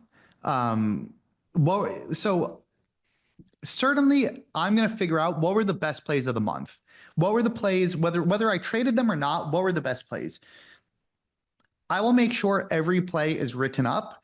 What were my biggest mistakes or my biggest, I guess, lessons or strengths from the month? I'm going to think about it, study it, write it up. And then like, I'll also do some time thinking like, okay, what are the big trends ahead that I might want to be on top of? But for the most part, I'm using a monthly review to really look at my trading data. I'm really looking into, hey, you know, what were the best trades? Let me study those. Let me recap. Like what tech improvements can I make? So definitely the month is where I'm going really hard into the data and everything for that month and making sure I have all the daily write-ups done. I also at the end of each month, I would also do like a little monthly review with people in my trading pod. I find that's just like it's if you have traders you're friends with or that are around you, like it's such a good pattern to just or habit to just do a monthly review call with them. One, they're fun. Two, you learn a lot from each other. And then if you have traders in your local proximity, it's such a nice thing to do like a couple hour review, then just all grab dinner together at the end of the month. So highly recommend that. Quarter was not significant to me. For whatever reason, I just never viewed things on a quarterly basis. I might do a half year check-in. Well, actually, here's what I will say. At each month or even the quarter, and definitely at the mid-year of middle of the year, I will look at my annual goals and reflect on whether I'm achieving them and adapt them as needed. So like, I don't want to wait until year end to be like, oh, wow, I missed all my goals, or oh, wow, the goals I set didn't make sense. Like every month and quarter, I want to be adapting my big picture goals to make sure I'm on track to reach where I want to be. So then year end, I really spend like a solid like week or two thinking about this stuff. Like I think people want to just crank this out in like a couple hours, but you can't really come to certain realizations and epiphanies unless you act like there's no shortcut for just sitting and thinking. You know, there would be so many times where it's like I'll start my goals and have my whole template, and there's so many times where I'll just like be in the sauna or you know, I'll just be doing cardio or something and I'm just thinking about it, like thinking about it. Or, you know, I before like an hour or two before bed, it's just like, okay, what do I really want to get done? And I'm trying to really just do the deep thinking and quiet without distractions. Especially year end, so year end, and this is important. At the end of the year, I figure out what were my like 20 to 30 best trades. What were my 20 to 30 biggest losses? So I really want to start really drilling down into the data. Like, so I'll take a whole year end, like deep dive into like, okay, based on each strategy, what did I make in each strategy? Where did my big losses come from? Where were my biggest missed opportunities? What was my win rate in all these categories? You know, like, is there any strategy that I'm overestimating or underestimating? Where should I have been sizing more? So I really collect as much data as possible, and then I just really assess the charts for the big wins and the big losses. Like, I need to know, like, any big loss I had, did I learn from it? And did I find a system that's going to correct that? Like, I do not want to go into a new year open to taking some big rip. So I want to make sure, like, before I just kind of put everything in the rearview mirror, do not let any big losses slip away without learning the lesson. Then also, as far as the goals, like, I think the year-end goals are also like, it's a good time to reach and ask yourself, like, what do I think is a reach goal to achieve next year? And how am I going to achieve that? Thinking about stuff like your environment. How can I find the best trading pod possible? If I haven't been to some of these trader meetups or traders for a cause, how can I make it there? And just starting to prioritize all that big picture thinking. Like, where's my technology at? Where's my process at? How can I make my review more efficient? So those are all the types of things I consider at year end. Wow, RIP Jimmy Carter, one of the GOATs. That's sad. He was old. I think he was like, I don't know, like early mid-90s at this point. But what other questions can I answer based on all that? I think I hit all of these. I might have skipped some because there's a lot, but let me know what I missed. Let me know what you want me to chat more on. Hit me, Roberto. Lance, this is a question out of pure curiosity. In that interview with Abdullah, you said that you invested in a hedge fund. Mhm. Have you ever thought about invest or support a team of traders, for example, your best mentees from your job, or for example, from Magnum Opus or something like that? I think the complexity around a lot of that is high. Just from like the amount of work needed to, I mean, one, I'm trying to simplify my life and not do more. And then just like the room for major issues with like diligencing, setting up proper legal documents, setting up proper entities, adding tax complexity, figuring out like, oh man, how much risk should this person have? Like, essentially it would be like, oh wait, now I can go back to managing, people and traders, which is something I don't, particularly want to do. So that's something that doesn't interest me so much. By the way, Roberto, I had to get my license from the Miami DMV, and I was in this Hispanic neighborhood. So for like a solid like 7 hours, all I could speak was Spanish, and I like to think I stepped up my game, quite a bit.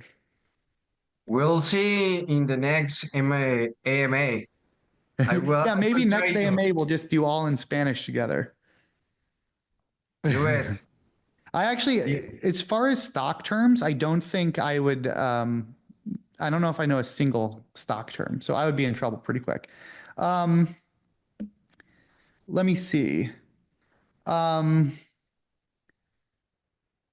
I do a daily process? Wake up, look at watch list. How would you narrow things down? What you look at? So I've done this before, and I do this again for Magnum Opus. If you Google something like YouTube, S&B Capital, the One Lance B daily routine or something, that will come up. If not, stay tuned because it's coming. If anyone wants to Google that video and finds it and posts it, great. But I have done that already. So first of all, Drew, props to you because I think you're one of those people that helped organize that trading pod to begin with from the Patreon. So awesome. I appreciate that. Do you find pre-market via voice call is helpful? Generally, yes. Like, I think it's good to discuss news and what we're looking at, anything to be aware of. Did I have live calls with your pod at the, well, so pretty much I was in an office, 100% of the time. So during the office, that is your pod and you're on a call all day. Even when we were remote for COVID, yes, I was on a call, all during, we were on Discord all of COVID having these calls. So yes, I do think it's helpful for many reasons. Nowadays it's pretty rare that I do that stuff. Like maybe I'll hop on a call with a couple SMB guys or Shark. But I just, for the most part, it's just kind of, I don't know. I mostly do things on my own at this point. Again, not that I think that's optimal. Like, I don't think that is optimal, but it's just where I am in my life. Do you know any particular trading platforms that automate your daily stop loss? I mean, if anyone knows some, please share it. I do think most of the day trading focused brokers do allow you to do that. Ricky Bobby, hit me. Going back to the earlier question that I accidentally dropped off on, what what percentage of your time would you say you do now as day trading and maybe shorter term swing trading Um, as you've gotten further along your career? and you mean like of my trading time or just my overall like of my life? Maybe percentage of your trades like in the last couple years from when you first started, right? I Mhm, yeah. know you first started, you were probably strictly doing day trading, but now that you are like, I would say, I don't know, maybe semi-retired or just taking it easier, are you doing more of like longer term, Yep. shorter couple Yeah. day swings, or how has that been evolving? Yeah, so I mean, when I was at Trillium, like nearly 100% of my trading was all intraday. Really, Trillium specializes in the intraday stuff. SMB does much more kind of multi-day, bigger picture stuff, but everything I did was intraday. Not everything, but like nearly everything. Nowadays, I would say, I mean, most of my, I would say like, mm, I would say 50-50 this year. Like I was only trading the big stuff. So some of it I would swing potentially, and some of it. So in general, everything I traded this year, I would have a core position. And again, this is in general, not everything, but for the most part, I had a core position. And so some of it I would trade intraday in and out, and some I was holding big picture. Like if we take the August 5th panic, some I was holding as a swing, some I was scalping out during the day. If you look at MSTR, some I scalped out. Well, actually, by the end of the day on MSTR, I was flat just because that went so far. So it's really what the pattern does. I mean, what I just view is going to help capture me the most. And the thing is, when I did trade this year, if I was trading, I was pretty glued in. Not that I can be so lightning crazy quick like I used to be, but I was still kind of very glued in. So it was a mix of the two, I guess. Yeah. So it was a mix of the two. But I think here's the thing, like a lot of the stuff this year set up to be very day trading friendly. I mean, stuff like this Tesla swing, stuff like SMCI breakout, stuff like the Bitcoin breakout. Um, there was a lot of just interesting swing trades this year. Um,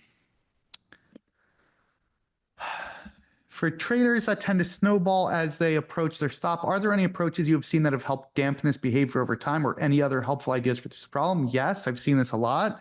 Um, so I think this is also the point of having like kind of multiple lockout levels. So if you're someone that tends to snowball, like I think let's say you would normally have $1,000 lockout. Like I think that's where like if you always tend to snowball, first of all, you want to cut your lockout down to maybe $500, and then you even want to have a preliminary lockout, maybe at $300 or $400. And again, these are made up numbers. I'm not saying this is right for anyone. I'm just giving a totally, abstract example. Um, $300 or $400. And then what you say is, okay, if I hit minus 300, I need to take a break. Then I'm allowed one more trade. And I think it's so powerful, the mindset of, okay, I'm only allowed one more trade, because then you need to be so hyper selective, or sorry, like one more losing trade. So it then forces you to be super hyper selective, because if you're only going to take one more trade potentially, you need to then just be selective. So a lot of days, by definition, you should end up not trading anymore. So I think, yeah, if you're a snowballing trader, you do want more strict, tighter lockouts, and you also want to test like a preliminary lockout where then you only give yourself one more bullet. I think that's been helpful for a lot of people. And look, even though this wasn't my mindset or my problem, there are traders where it's like if you can't help yourself, um, like it's one of those things where maybe if you hit minus 250, you have to go on like a nice, lunch break, or you walk outside, take a full break. You can't return until have really cleared your head. So I think a lot of just resets and trying to kind of build checks and balances in help a lot. Um, Rajan, you're very welcome. Thank you for the kind words. Andres, what can I do to set proper risk management that allows me to grow while keep pushing myself? So the important thing is like proper risk management is not in opposition to growth. Like if done properly, good risk management enables you to grow. It pushes you to grow. Like risk management shouldn't be constraining you. It should be helping to protect you so that you don't take any whammies that are going to be steps backwards. Like essentially good risk management, it lets you, like, you know, in rock climbing, how you have the little pulley belay system where you can climb up, but then if you fall, it catches you. Good risk management allows you to climb as high as you want, but it's catching you without a big fall and good drop. So they shouldn't be viewed as kind of different things. So like the biggest thing is you just don't want to take huge step backs and just snowball. Like you don't want to allow yourself motivationally, psychologically, emotionally to just really take big losses and big drops. And so a lot of that, what people don't want to accept is that just means you grow, not that you grow slower, but your P&L and your equity curve grows slower. But what you shouldn't conflate that is that your actual trading is growing slower. You want to know what hurts your trading is when in an attempt to grow fast, you do, then you reset yourself. Like the real fast growth is when you go slow, gradually, and prudently, where your resets are just like this. You know, like the best analogy I can give is that rock climber. You're climbing up, you stumble, and it catches yourself just one level down. You're not falling all the way down because you're speed running. So I think that's a good way to think about it. Thank you, Roberto, for sharing that link. Sean, coming from futures, I've always had way more leverage than I could ever ask for and can scalp easily. Starting off with a smaller account in equities, I've run into buying power problems very quickly trying to trade with relatively tight stops. Is this kind of just the nature of equities and just way less overall risk to account size ratio? I think yes, I do think that's the nature of it. And I think the reality is like, that's okay. I think that's one of those analogies where like, if you're in a big rush to grow, that might be a hindrance. But like, if you have edge and if you're doing okay, like even if a good day for you is $500,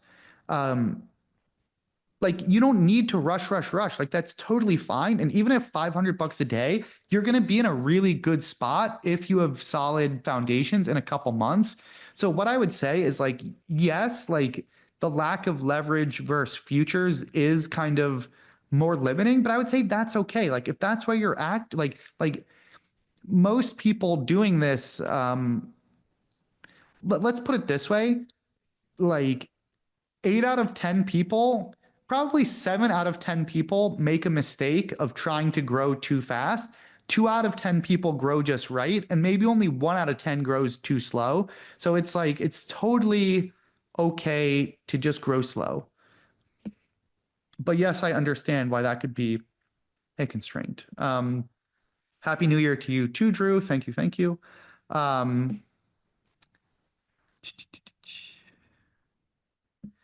and so, you know, Mr. or Miss Apartment 4 is discussing how, you know, running an options portfolio took a large hit in August 5th because of the vol event that changed philosophy. And so here's the thing, especially with options and especially, you know, by the nature of that, it kind of implies you were probably short the tail. When you're short tail side risk or just, you know, the fat tail, low likelihood risk, it tends to happen where like you can get away with stuff and not know you're doing something dangerous for a really, really long time. And then that happens and you learn and you got to rebuild. The most dangerous risks are the ones that you just don't even know are there and you can't prepare for. One other thing actually, and this is important too. This year I took a lot of risk on a lot of days.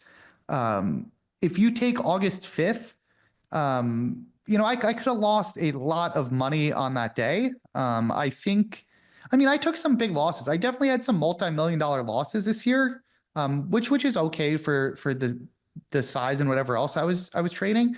But like in my personal account, I am taking a fair amount of risk. And a lot of the stuff in this market is kind of now going wacky to the upside.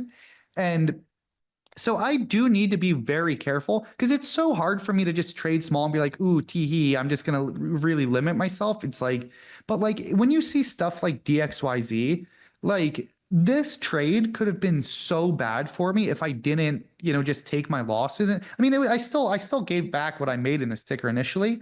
But like in a market where I'm trading large size in my PA, it isn't lost on me that like, hey, like, Lance, like you're gonna feel really dumb if you take a really, really big loss, or if you really kind of not that I'll, I'm diversified enough, but like, it is dangerous when you trade your own money. Like I do emphasize with the average retail trader where you got to be careful, and especially on the short side, you really got to think this stuff through.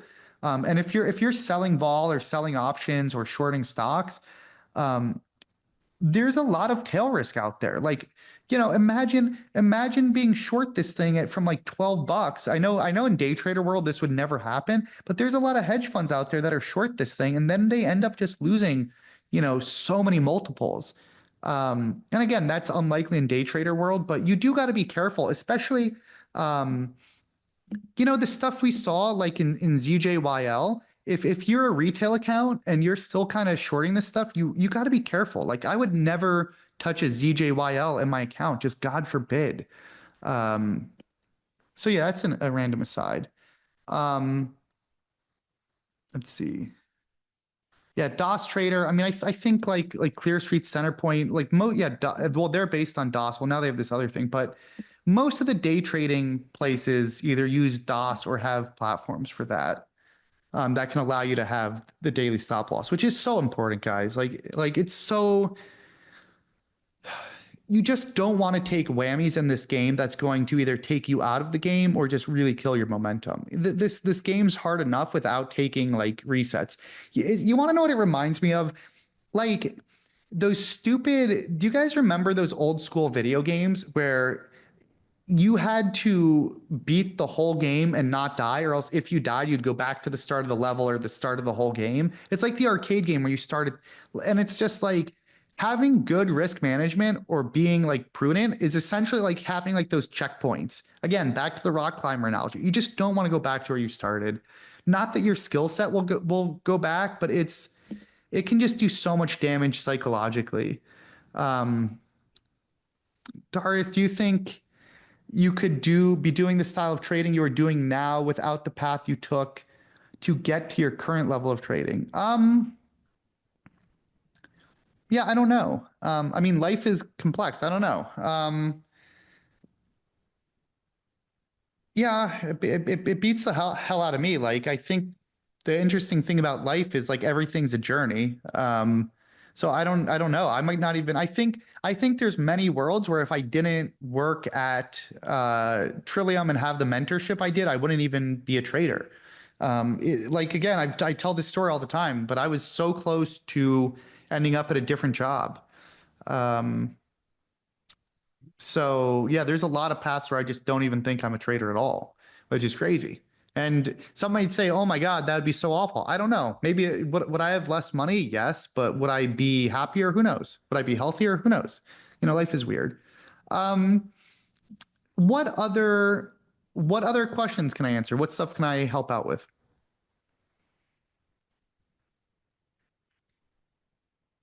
We haven't even gotten 3 hours yet, guys. You guys are only going to put me through 2 hours for the last AMA.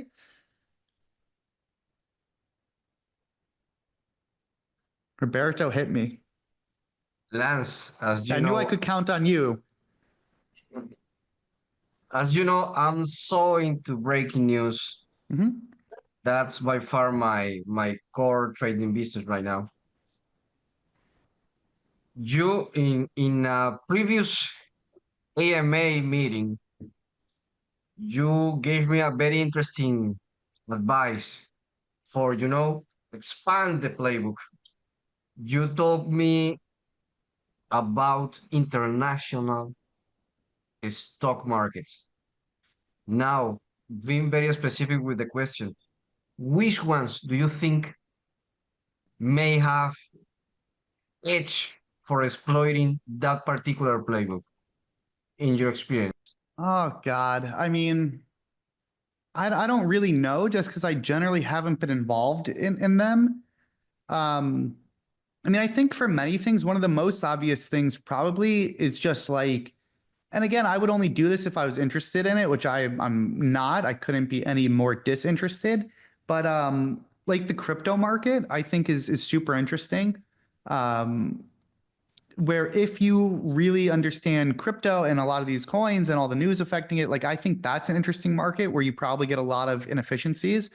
I mean, there's even stuff like betting markets out there. Like, I mean, this is going to be an awful example. I'm sorry. I'm sorry, God, and you know, baby Jesus for this one. But like I wouldn't be shocked if there's some betting market out there that is you know, will, God forbid, I'm sorry people, but you know, but like will Jimmy Carter, you know, die this year?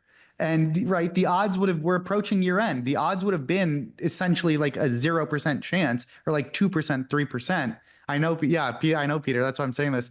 And so like think about it, that market went from like 2% chance to 100% chance. And again, I don't know whether this is even a thing, but the betting markets you can make so many custom betting markets that it's like there's so many participants that are not actually real day traders and not actually glued into those news sources. So like that stuff interests me. Like the betting markets are interesting. The crypto markets are interesting.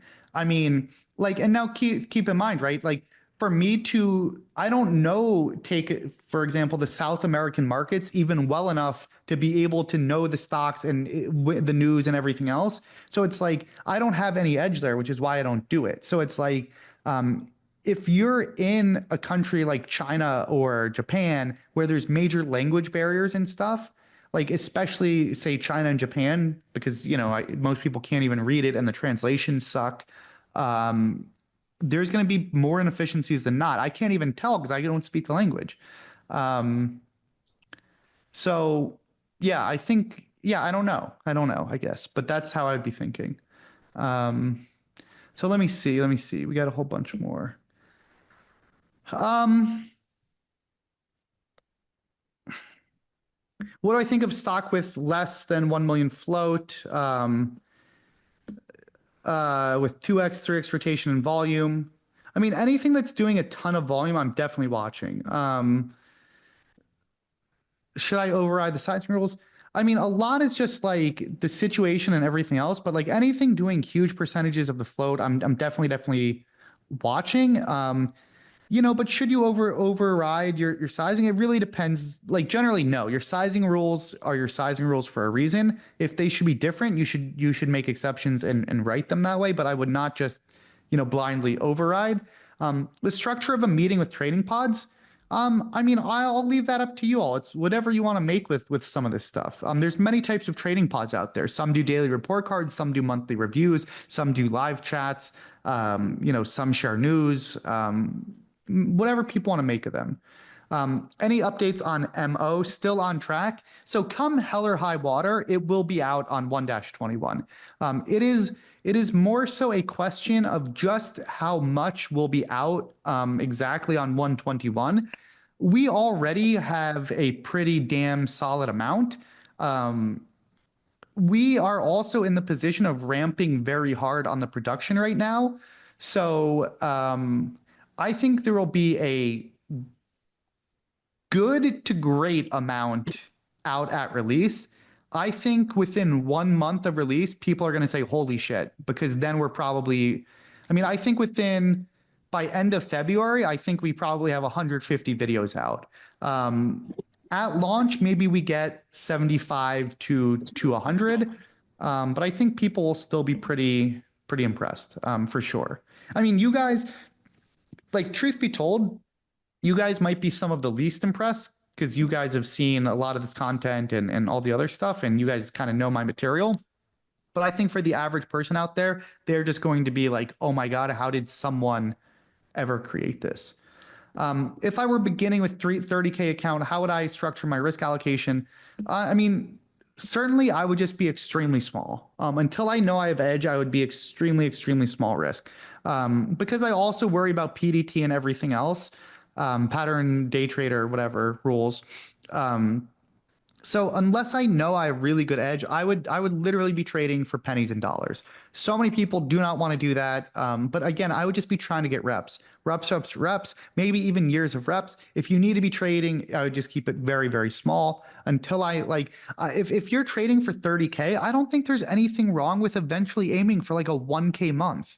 Note, I didn't say 10K month. Like, to make a 1K a month on a 30K account is super great. Like a good day is putting up, $100, $200, $300. Like that's totally perfect. And you just build from there. So I would just start way smaller than people think. So let's see.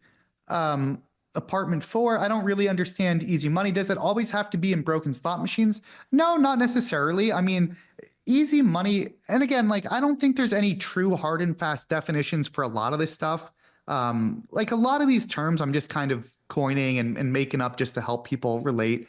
But just an easy money trade, I view as something that's a little bit slower, replicable, not high stress, not crazy volatility.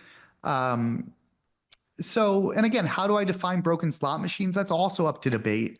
So what I would just say is like the importance of an easy money trade is just view them as your kind of free throws, your little layups. Like where can I consistently make, $100, $200, $1,000, $2,000, whatever your little free throw is. I do think it's very useful for traders to have a whole repertoire of them and to study them. So tickers not being watched by others. Take August 5th when the whole market was panicking. I can type it up here. With this, the whole market was panicking, and we go down here, and like everyone's watching Nvidia that was puking, everyone's watching, Apple that was down a shit ton, and I was watching Bank of America, right? That was my kind of sleeper pick that I presented to you all. And I don't think so many people are like, ooh, let me watch Bank of America. So that's something that I don't think a ton of people are, paying attention to. Guri, thoughts about paper cuts? I scalp, and most of the time I take paper cuts here and there. How do we know if they're justifiable or if it's just over trading? This is a good question. It's an important question. And it's just simply did like even a scalp can be systemized. When do we take a scalp? Where? Why? How much size? What's our stop? So does that scalp meet our playbook and our system? So even scalps can and should be systemized. And if it meets our criteria, then it's not over trading. If it met our criteria, then it was justifiable. And inevitably, right, like paper cuts are okay. There's nothing inherently wrong with taking a lot of paper cuts. The real question is, in the aggregate, does the strategy have positive expected value? Like there are tons of strategies where you're going to do paper cut, paper cut, paper cut, paper cut, big win. Paper cut, paper cut, paper cut, big win. There's nothing wrong with that. But that's how I judge it. Stan, always good seeing Stan. Tesla.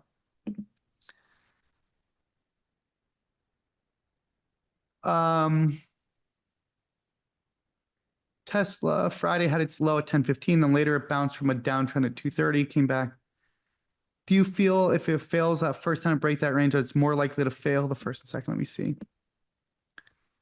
10.15, then later it came back and bounced from at around 2:30. So I think, and I actually touch on this in a video in the course, the more times you kind of get down here and you bounce down here, I think the more likely it is to break. Rather than, some technical analysis traditionally teaches, oh, the more times you touch a level, the stronger the level and more significant it is. Yes, the level is more significant, but I'd say it's more probable that it's going to break. I don't want to, if I'm long, I don't want to see us continually testing this. So then Jason, I was talking about the width of the stop. I meant initial hard stop intraday, for example, on a bouncy ball breakout. Would you always give the trade to low of the consolidation? So yes, Jason, like in this momentum market, like take this.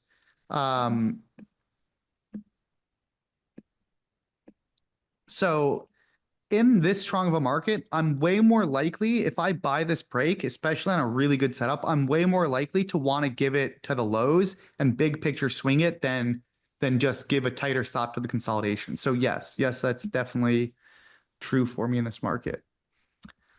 Oh God, I think I just lost where we were. What are your institutional ownership for short float ratios for stocks in play? I've been missing stocks. Let's see. I've been missing stocks because they have very low. So I don't even look necessarily at institutional ownership that much. I mean, I'll be watching this QUBT and stuff just simply because of the volume it's doing and the ranges. Like, QUBT should be on everyone's radar just because these volume and the range it's making is insane. And it's part of just a major theme. So I don't generally look at institutional ownership though. Alfonso, crypto. Yeah, so thank you, Alfonso. That's a great example. I mean, that's stuff people can be doing all day. But I have no personal interest. But hey, if other people want to make money there, by all means, go crush that. That's a really great example. Thank you for that. Thank you, Dominic, for sharing your thoughts. You want to know what's funny is like I really do love this Patreon just because we have so many awesome people in this. Like all the people that have like shared reviews and shared posts, shared software filters, like Drew organizing the pod, Nicholas with some software filters. Like all of you guys have so much knowledge, honestly, and I'm sure there's so much I can learn from you all that do things different from me. So it's really cool seeing the community that just the Patreons become, and I hope we don't lose. I hope we don't lose some of that with Magnum Opus. Once I get all the content out, I'm going to really try and work on a lot of the community stuff.